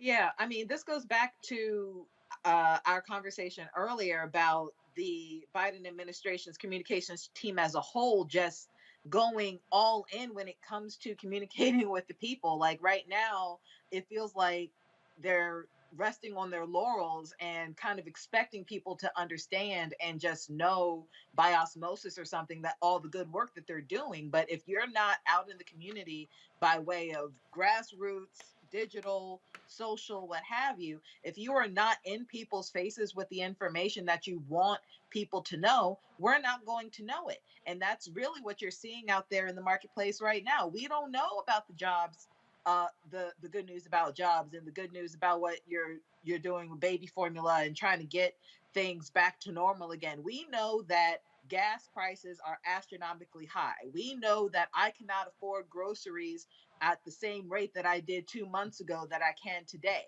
I know that, my paycheck is not going as far as it used to. And there's no recourse for that from the Biden administration. At least that's what it's looking like in their communication scheme, right? So until they fix that, it is going to be a tough road to November as far as getting people, galvanizing people to the polls to make sure that this administration not only stays in, but they have the help that they need via Congress, because that's really the election base that we're worried about right now. We need a higher majority in both the Senate and the House in order to get anything done. Otherwise, we're going to keep having this issue until there's another president or another major crisis that will polarize the country yet again. All right, folks, let's go to Buffalo. Marty Davis is calling from Buffalo, New York. Marty, you're on Roland Martin Unfiltered. Good evening, Roland. I just wanted to give you a perspective from a person that lives on the east side of Buffalo, All right. about a mile from where the shooting happened, and I wanted to give you some updates. First and foremost, thank you for the breakdown about the charges of Peyton Grandin. John Flynn came out yesterday. He was arraigned in court, and John Flynn came out yesterday, and he explained everything that he did, and you were 100% on the nose. He said that one first-degree murder charge could have stuck for all of the shootings, but out of respect and dignity for each individual person, he named them all on the arraignment. So that's the first thing. So that was a good thing. Also, with the Chris Jacobs situation, you are 100% right with that. And now there's talk of Carl Palladino taking his seat, and he's Buffalo's version of Donald Trump. Yep. They're besties. So he said some awful stuff about the Obamas when they were in office and had to resign or step down from running for governor. So that's a real poo-poo show. And the third thing I wanted to say to you, too, was on May 25th, because I reinstated my subscription to the Buffalo News with the digital version, what hurt my heart and struck me was, for the first time in my life, I saw laid out on the newspaper in the digital form, not just scrolling through with the articles, we had Uvalde and the funeral, a write-up about Lang Celestine Cheney's arrest. And then they talked about how Tops, even though, the shooting happened and how the East Side is struggling, the whole front page was about the two mass shootings. I've never seen them overlap in my life. That just broke me into pieces. So when I went to Twitter that day, every time a Republican tried to, Joe Biden energy crisis, I hurried up and tweeted that front page to them. They didn't say a word. There you go. And that's how we have to respond every single time. Yeah. Marty, we appreciate it. It's been a while since I've been in Buffalo, but certainly give my thoughts and prayers to all the folks there in Buffalo. Thank you very much. And also, we've been trying, and just so you know, Marty, we have been trying for the last 2.5, 3 weeks to get your mayor on the show. We've been texting and emailing his communications director. He is not, Carol, has he responded one time? He has not responded one time. Not one. That doesn't surprise me, because remember when you had India Walton on the show? Yep. And she was like this up-and-comer? Well, guess who our mayor aligned himself with that got him back into office? They played dirty with her on so many levels. That was, I look at Mayor Brown, he's kind of Republican. Let's just put it this way. His soul is sold forever because of the stuff he pulled with her. The Palladino, they became buddies during that time. That's how he ended up getting back in. When have you ever known for ballots to be pre-stamped? Yep. You know what? So, you know what? I'm just going to do this here right now. Hold on one second. See, I'm just, again, I try to be as patient as I possibly can. But, but we've sat here, and I'm talking about, and his name is Mike DeGeorge. He's the director of communications for the mayor. And when I say hasn't even responded, like we've texted, and one of Reverend Jackson's, one of his folks said the mayor wants to come on. We've been hitting Mike DeGeorge. So all y'all in Buffalo, please tell the mayor that his director of communications is not responding to Black-owned media, even when he says he wants to do it. So you know what? I will tweet him right now. Not that he's going to listen to me. I didn't vote for him anyway because I had an issue with my garbage can. I will tweet him right now and say, you know what, Mayor Brown, what's up? Roland trying to get in touch with you. Yes, and feel free and say that he and his producer have emailed and text Mike DeGeorge for the last 3 weeks, and he hasn't responded one time. I'm on it right now. I'll tweet him. I'll tweet you, and I'll tweet Mike DeGeorge and say, what's up? Sounds good. Black media wants to talk. Black media wants to talk to Buffalo. I appreciate it. I'll do it right now, Roland. Good to talk to you. Bye. Thank you very much. I appreciate it. Thank you so very much. Let's see here. Thank you so very much. Hey, YouTube, y'all gotta be doing better. Hit the doggone like button, okay? We got 705. We should easily be at 1,000. I shouldn't be having to ask y'all to do this here. So by the time I finish this next caller, damn it, we should be over 1,000. Don't let me have to start cussing. Jay, how you doing? You on Roland Martin Unfiltered?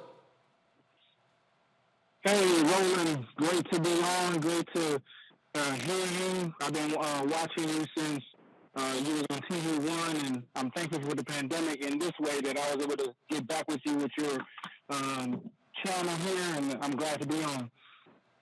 Appreciate it, Doc. What's your comment? A couple things. The first thing is I'm a former Marine, and there's procedures and things that you follow in certain situations. That incident commander in Uvalde, he just needs to step down. I don't know as far as about prosecution, but definitely stepping down. The situation in Buffalo with the 911 call dispatcher definitely should have been fired as soon as they heard that. It should have been no suspension or administrative leave, whatever they call that.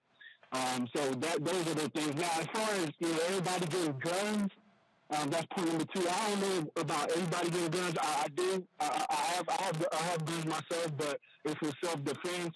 And I think if you lean that way, you should do that. But I don't think everybody should get guns. There should definitely be some type of training in getting guns. And I don't think that AR-15s and things like that should be something that everybody should definitely get. As once again, I'm from a Marine.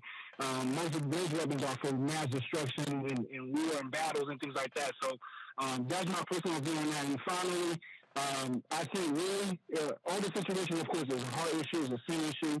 And I think you're doing a great job, Roland, of speaking truth to power. And right there, what you got right there is the pulpit and speak truth to power.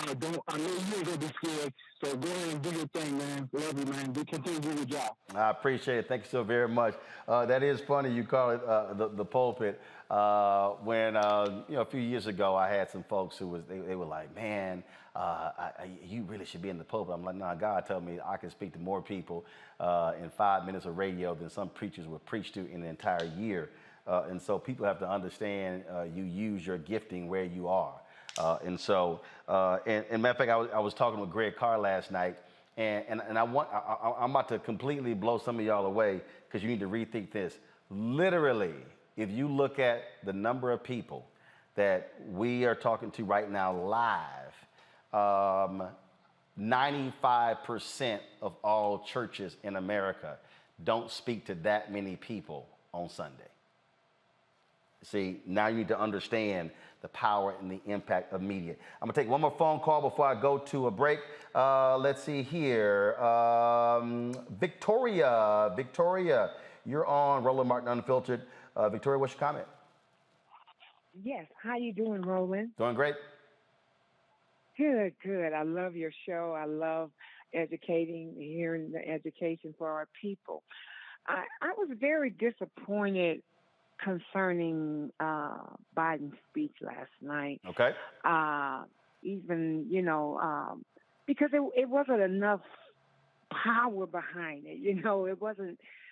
It wasn't urgency because it was too laid back and it was lackadaisical. Almost like it was just a nonchalant speech. I really feel that we need to be more involved in getting the weapons off the street, but also allowing our people to be educated, because I'm a licensed carrier as well, but I've been trained to carry. So I truly believe that it does take somebody that is educated about their weapon and to understand that a weapon is not to be played with. So I just wanted to express my feeling, and I heard the young man say that he was impressed. I was not impressed. Maybe I'm by myself, but the speech just sounded just bland. Well, I'll say this here. I'll say this. First of all, thanks for your phone call. Here's the thing here that I think it's different. Kelly, Biden is a speaker who is about empathy in terms of how he speaks. It's not his natural. I mean, he's not going to speak like Obama. He's not going to speak like Clinton. He's not going to speak like, and so they're just simply different styles. That's just the nature of who he is. What was missing, and I agree, that call to action. And what was interesting, I was reading a story today, and it talked about how his White House is so careful when it comes to the Hatch Act that they don't want to run afoul of that. They even and I text some other people and I said, look, y'all, part of the problem you're dealing with here, Republicans, they don't give a damn about the Hatch Act. They didn't care about politicking. Their whole deal is we'll ignore that. And so part of this deal is this: Democrats and Biden, they want to do things the right way, the proper way, how it should be done. And I'm like, look, you playing against some cats. They ain't playing by rules. Yeah, that's exactly right. And it's unfortunate because I feel like Biden at his core, like as a person, he definitely has a lot more fire to him. But because we came from such a catastrophe of an administration being 45, his entire administration is really about rectifying all of that and reconciling all of that and restoring some semblance of balance and decorum to the White House, not just, fixing America, but the reputation of the presidency was shattered in just 4 years. And I feel like the Biden administration as a whole feels like it is their responsibility to try and repair that. And to an extent it is, but to a large extent it's not, because if our reputation is as strong as we portray it to the world, all of that isn't really necessary. You just need to do your job. And right now, your job is to give us a call to action so that we can at least see you as president looking like you're doing something. Not saying that you're not doing anything, but without a call to action, everything you do sounds passive and appears passive to the American people. So you're right. The speech that I saw last night last night, it was very typical Biden.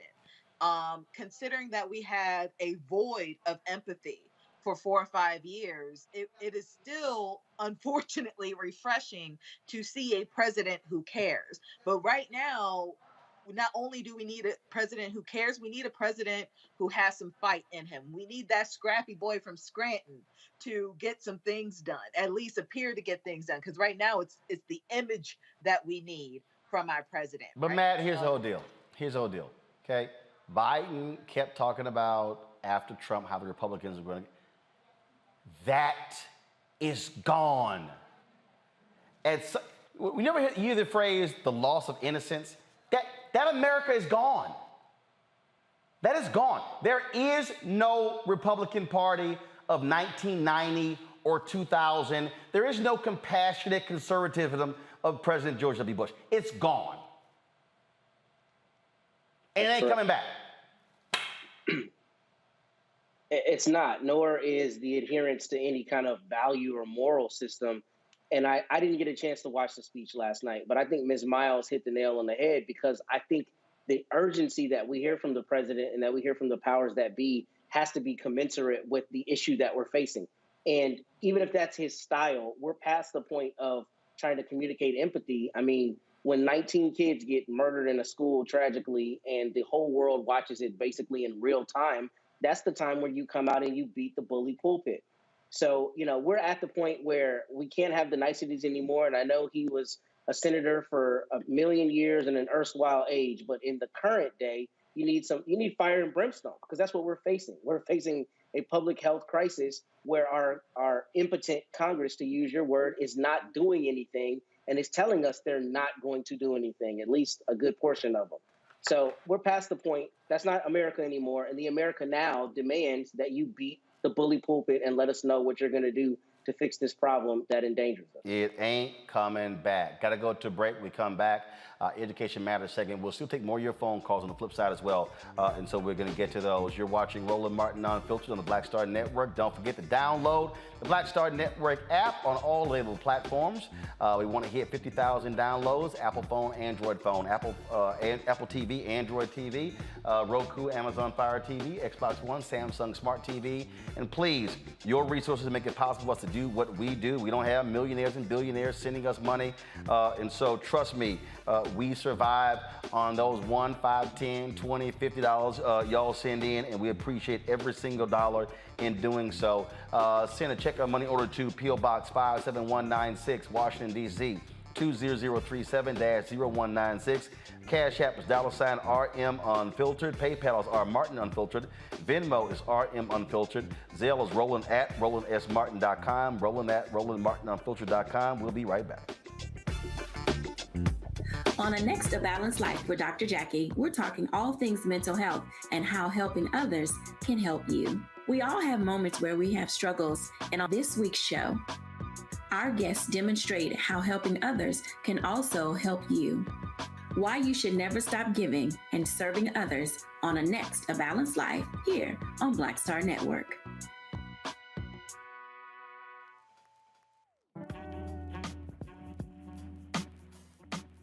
The blues form the foundation of contemporary American music, influencing African Americans' cultural and social lives. Geographically diverse incarnations of the blues arose in various regions, including the Mississippi Delta, Memphis, Chicago, and southern Texas. Country blues artists like Brian Lemon Jefferson and Charlie Patton are among the first of many popular singers who recorded their music at the beginning of the country blues genre.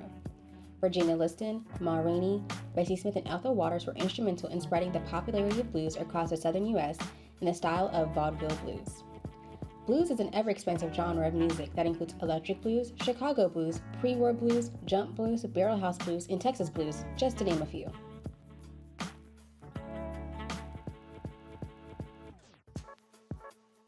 Hey, I'm Donnie Simpson. What's up? I'm Lance Gross, and you're watching Roland Martin Unfiltered.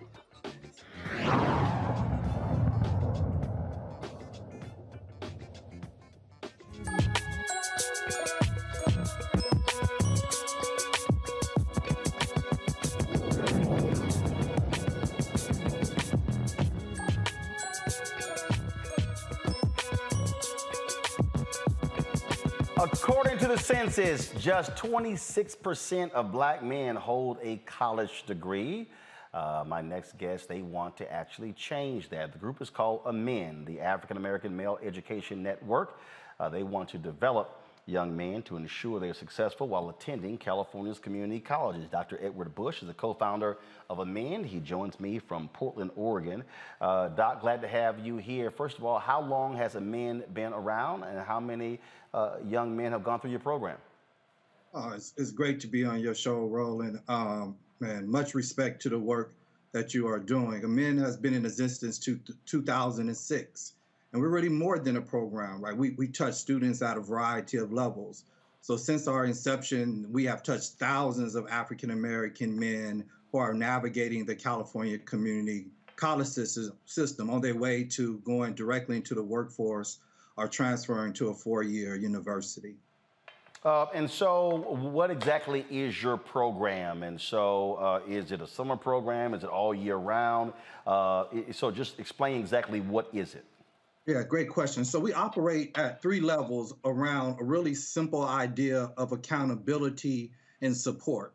So on that first level, as college administrators who have ascended to a variety of levels of influence within the California community college system, the first thing we do is to hold ourselves accountable that in our various roles, that we make sure that we operate within the best interests of African-American students, faculty, administrators, and classified professionals. At the second level, we hold institutions, the colleges themselves, the system itself accountable to do right by African-American males, right? So we look at their data, we do professional development, we hold trainings for other community college presidents to make sure that the system that wrap around African-American men, whether or not they are engaged in our program or not, are able to walk onto that college campus and to feel the necessary support in order for them to be successful. Then at the third level, for the students in which our program touch, we hold them to be accountable and then provide support. We hold them to be accountable to be excellent when they show up inside of the classroom, to make sure that they are ready and prepared to learn in spite of the conditions that surround them that perhaps suggest that they should not even be on a college campus. So with that, we do conferences that average over 1,000 students. I don't know if you recall, Roland, I think around 2015, you were one of our speakers and you joined Angela Rye on stage. Oh, yeah. Our conferences, if you recall that, we run a mentorship program where we touch hundreds of students that are paired up with African-American males in the community college system. And we have what's called our student charters, AMEN student charters, that exist at 26 institutions across the state. I'm happy to report that the governor included us in the state budget for $1.1 million to increase the number of charters from 26 to 50 throughout the California community college system. And our charters average 30 students in each of our 26 charters. Also, we have a study abroad program. We take an average of 10 students every year free of charge to the continent of Africa. This July, we're taking a group of students to Kenya and Tanzania. So we operate with the express, unapologetic intention of increasing outcomes for African American students. And we do whatever we can through our scholarship and our work to make sure that that happens. Yeah, that was actually 2018, because I was actually working on MLK 50. And folks in my office kind of messed up and got the dates screwed up. That wasn't gonna go in all of that. No, I got it. It's all good. But people need to understand there's accountability. That person don't work for me anymore. And so, but I'm always trying to explain to folk why you got to handle your business. Therefore, you may have no business. You talked about, again, how we reach folks. Just a couple of weeks ago, I was at Clemson University for their Men of Color National Summit. And this was, I think this is the second time I've been there. The brother who created that program, he used to be in Akron. And I was there. Now he's gone to the University of Louisville, and he said, don't be surprised if I call you again. And this particular conference, I actually titled my speech, Just Us, and I built it around the new song of Pastor William Murphy. And what I said to them, gathered there, and folks, if y'all missed it, just go to our YouTube channel, go to Black Star Network. You don't want to miss what I had to say in this 45-minute speech. And what I said is, hey, ain't no Calvary coming to save us. No. And so it's just us. It's going to take Black men, Latino men, it's going to take men of color to actually deal with this, because the reality is this here. Black women are meeting. They're gathering. They're raising money. They're supporting. They're going to community colleges. They're going to four-year institutions. They're not waiting on anybody else. And so programs like this are critically important for Black men to say, we have to be the ones to reach other Black men. Absolutely, Ronald. You talk about program, but you're also really talking about a type of leadership approach or mindset that Black men have to have. So the 16 board members of a men got together, really fundamentally asking the question, if not us, then who? If not now, then when? And so we make sure that we push each other to be in position to best support Black men in our institution. And we can't expect anyone else to do it unless we're willing to do it ourselves. So we show up to this work unapologetically, right? That Black men who are in position of influence and power to make a difference for other Black people has to be the norm and not the exception. And that if we're not taking up that mantra, or if we're not doing that work, then we don't need to be in those positions in the first place. We say this all the time, that in our positions, we're not there based on our own merit. We are there because someone paid the price, someone made the sacrifice. And the only thing that they want in return for that sacrifice is to make the situations and circumstances better for their babies and grandbabies and great-grandbabies. And the men is committed to doing that personally as board members. Then from there, the work gets manifested or it emanates from that spirit of making sure that we repay that debt, starting with us holding ourselves accountable. Then we're able to place a level of expectation of excellence for every young man that we come in contact with. And Roland, these young men are thriving. Many of our students come to us formerly incarcerated, absent of having a high school degree, earning their GEDs while enrolled in community college, given the support and mentorship, someone telling them that they can be excellent and expect that for them. Our students are transferring to UCLA, Berkeley. We have a student that just graduated for the Harvard Divinity School with honors, with his master's degree, right? These are the stories that are happening based on our work that we need people to hear, not to shine light on the men, but for folks to know what is possible when Black men step up to this responsibility and say, I got you. Questions from our panel. Michael, I'll start with you. All right. Well, look, Dr. Bush, this is great what you're doing, man. I really appreciate this. So I just had two quick questions. One, I've done a lot of work with community colleges in the past. What are some of the majors or certificate programs that are very popular with your students in this program?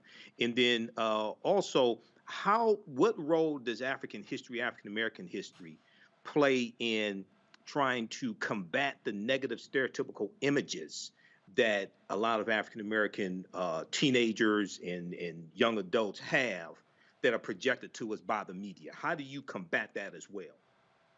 Okay.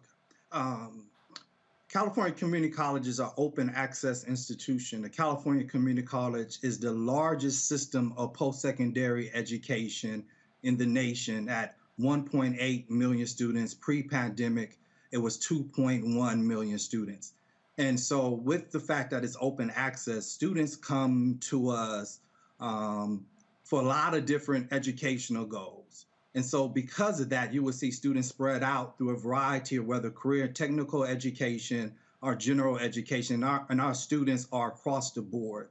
Also, one of the things that is important to note and why community college is so central in terms of African Americans have the ability to earn bachelor's degrees is that 75% of all African American men that are enrolled in public post-secondary education in the state of California is enrolled in the California Community College. So if the California Community College fails to successfully educate African American men, that means African American men in the state of California would not go on to earn bachelor degrees. It is that critical. California just recently in the K-12 education passed mandatory ethnic studies as a graduation requirement. The CSU system has done the same. And because we are a transfer institution, the community colleges now are offering ethnic studies as part of its graduation requirement. That's an important step in the state of California that affirms learning about yourself. And in fact, learning about other cultures is essential, right? Skill set that you need to function in a modern day society. For a man, cultural efficacy is everything. We put being African at the center of our work. That's why we're committed to taking our students to Africa. That's why we are co-sponsoring the All African Educators Summit in Cape Coast, Ghana with the University of Cape Coast this September, because we believe that oftentimes the stereotypes that you mention of African American men are projected on us based on other folks defining who we are. So at the essence, we are helping Black men create a real definition of who we are that's rooted in the legacy and history that goes well before enslavement. Matt? Yeah, Dr. Bush, I want to commend you as well, brother, on this program and what you're doing. I also have two quick questions. The first is, I know that there's been some talk from this administration about making community college free. So while I commend you on the scholarships, my question is, what, if any, plans for expansion do you have should that come to fruition with community colleges becoming free, number one? And the second thing is, as a Black male who's been blessed to get an education, how do I volunteer with you, even if I'm not in the state of California? Yeah, absolutely. So this is the work of 16 brothers. I'm just so blessed that they allow me to be the spokesperson on this show today. So it's a collective work. So I applaud them for their effort because it comes with a great deal of sacrifice. We do this on top of our jobs of being college presidents, of being chancellors, being counselors, deans, and vice presidents. Within California, you have to know that the community college system is basically free for the majority of our students. And so pre-pandemic, we saw that result in enrollment growth. But now since the pandemic, African American men are experiencing the largest decline in enrollment than any other subgroup. And so we have to talk about what is going to be the long-term impact of the declining enrollment of Black men in the California community college system. If those who are interested in being a part of the, learning more about the organization, volunteering for that, go onto our website, MEND.org. That's A2MEND.org. You will see information about volunteering. One of the things that we launching this year is called the Statewide Student Mentorship Program.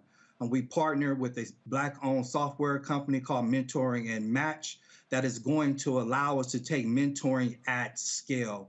What I mean by scale is that we have set a goal that every Black male enrolled in the California community college system, if they want to have a mentor, they will be mentored. And so we need folks to go on, if you have a .edu email, you could sign up to be a mentor, because literally there are thousands of Black men enrolled in the California community college system. And so we need folks to go on, sign up to be a mentor. So when we launch, that there's mentors available for these Black men who are navigating this system of education. Kelly. Yes. Can you just expound upon just how beneficial community college is, especially if you want to go to a four-year college, meaning not only is it cost efficient, but can you expound upon the fact that it actually builds experience so that you can have a better experience in a four-year college? Yeah, the community college system is a great tool for those who want to continue their education and to transfer to get a four-year degree. One of the major benefits of community colleges is that it's close to your community, so you're going to save a tremendous amount of costs. The fee structure is extremely low, so oftentimes students are able to complete 2 or 3 years without going into debt, which we know the student loan debt is a huge issue. Students still have the ability, if it's their goal, to get a bachelor's degree in the 4 years. From whatever institution, that is still possible to do that by starting their first 2 years within a community college system. But I also think it's important to say that the community college system has an enormous potential, but there's also some enormous problems that exist within the community college system. And that's why AMEND exists. African Americans, when you look at all of the major student outcome indicators, find themselves at the bottom of the numbers of the percentage of students who transfer, at the bottom of the number of students who graduate or receive certificates. Often takes Black students longer to earn a 2-year degree, taking as long as 4 to 6 years for students to complete. Based on how the system is structured, they're less likely to encounter a faculty member that looks like them. So the community college has the potential to be a great tool. And many community college students have gone on to successfully navigate. But for Black male students, it's often in spite of as opposed to because of. And even though I'm a college president, I do everything I can to make sure that our Black students have the experience and support necessary to navigate. But I also would be disingenuous and say that the structure needs to be held accountable, and that we have to look at the community college system and how they are treating African American students the same way we monitor in the K-12 system. All right then. Well, look, we certainly appreciate the work that y'all are doing. It is critically important. And so I look forward to being back on the West Coast, talking to those young men, Dr. Edward Bush. If people want to know more, go learn more about AMEND, where should they go? Go to the website, a2mend.org. That's A2, MEND.org. All right then. Thanks All very right. much. We certainly appreciate it. Thank you so very much. All right, folks, when we come back, some breaking news that we'll share with you that we're just getting in, and we'll share that as soon as we come back right here on Roland Martin Unfiltered on the Black Star Network. I'm Dr. Greg Carr, and coming up on The Next Black Table, we're speaking with Dr. Lucius T. Outlaw Jr., master teacher and philosopher.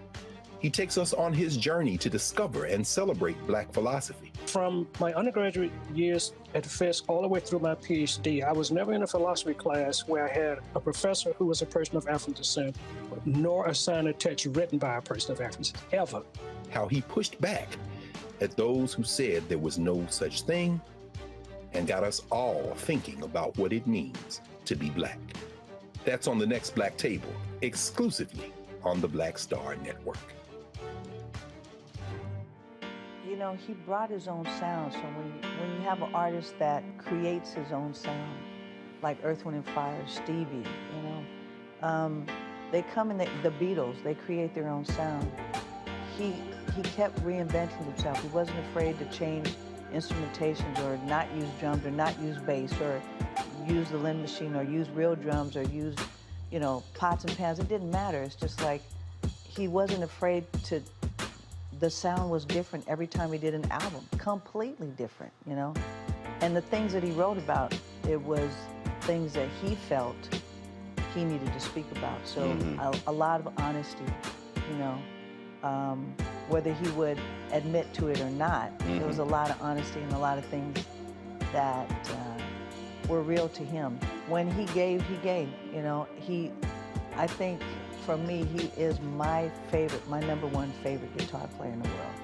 He was. He played with, I mean, and especially, I loved times me playing drums with him, he and I playing together. When I played drums, it was a whole nother thing. And I just think that he reached people in a way as an artist that he reached you because he was, again, honest in a way that he said it a million times, but he wasn't trying to write the next Purple Rain. That was already what it was. Right. I can write that. That was that one time thing, Right. but it's never going to happen again. So why would I write that again? Then it's not special anymore.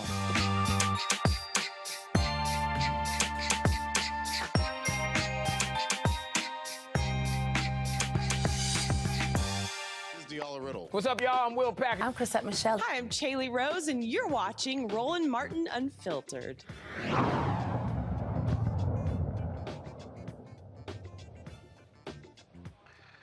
Folks, we've got some breaking news to report that is actually some sad news.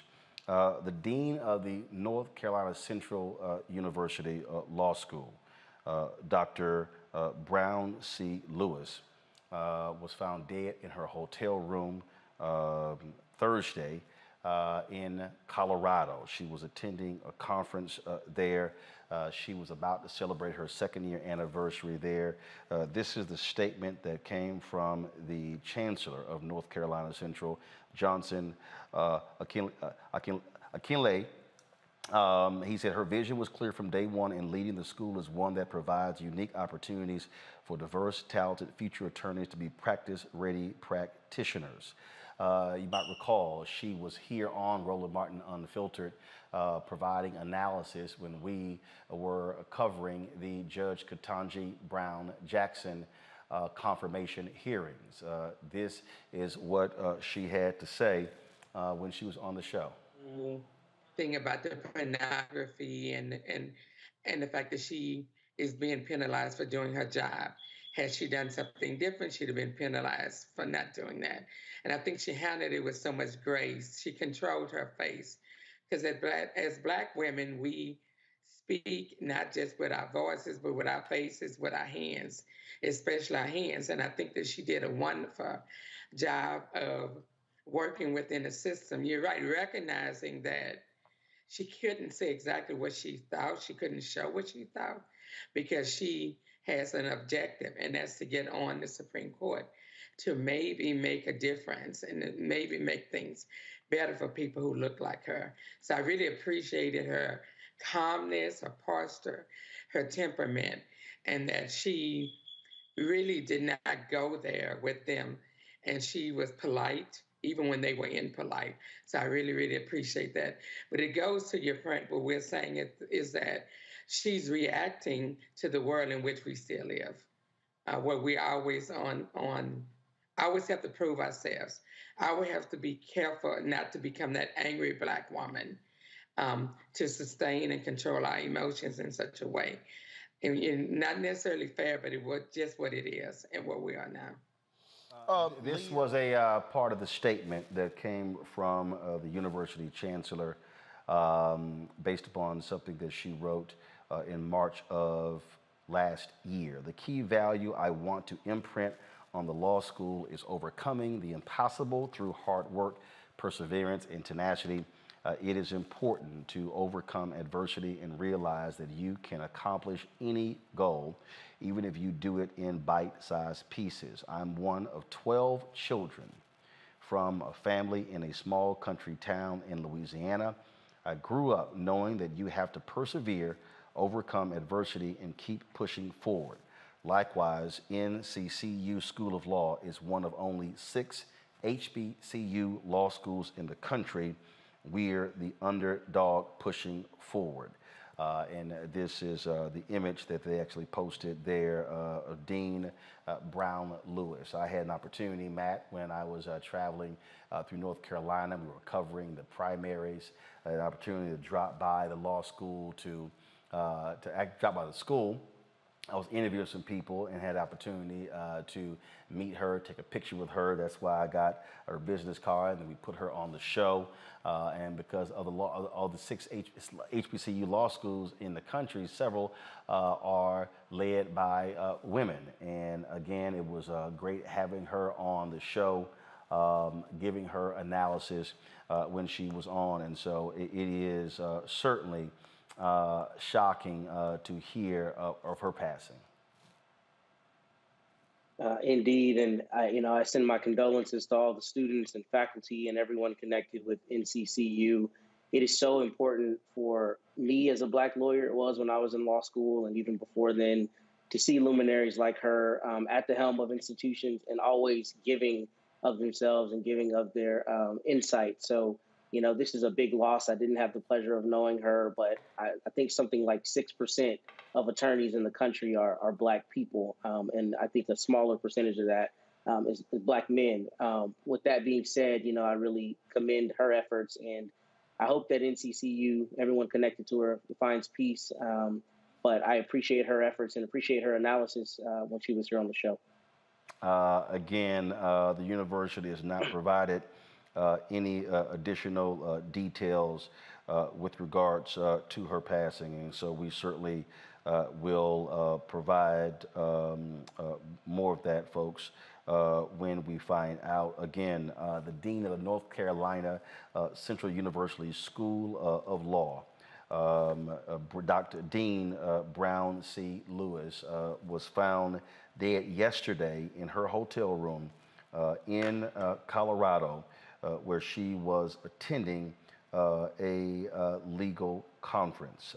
And again, one of several women who, leading law schools across the country. And so we will share more details about you, and certainly our thoughts and prayers go out to the North Carolina Central Law School family, as well as the university at large. Folks, that is it for us. I want to thank Kelly, Matt, and Michael as well. To the callers, we're going to be doing more calls next week, so sorry I cannot get to all of you, but certainly news changes, and that's how it happens all the time in this business. So again, thank you to our panel. Thank you so very much. Let me also thank the folks who have been supporting us during this show. There have been people who have actually been giving while we've been live on the air. And so I want to thank those folks to do so. Daisy Mack, Victoria Miles, Anthony Mosley, Tommy Williams, Fayetta Sawyers, let's see, Rendo Chambly, and let's see here, there have been a couple of more I saw. I know I missed one of them. So I want to thank all of them for giving. Of course, every Friday we also list our donors to the show. There are more names that we're adding. I've got some of your emails. Some folks who have sent checks, we're adding those names as well. If you do not see your name, please simply shoot us an email at info@rolandmartin.com, and we will certainly add it to that list. So thank you so very much for everybody for watching. I will see you on Monday right here on Roland Martin Unfiltered. Check out social media this weekend. I'll be traveling to Las Vegas tomorrow. Anita Baker, of course, she's on her farewell concert to us. We've gone on for like 3 years. So I'll be in Vegas with Miss Anita Baker tomorrow. So I'll be sharing some images from her concert tomorrow. So I'll see you guys on Monday right here on Roland Martin Unfiltered on the Black Star Network. Holla!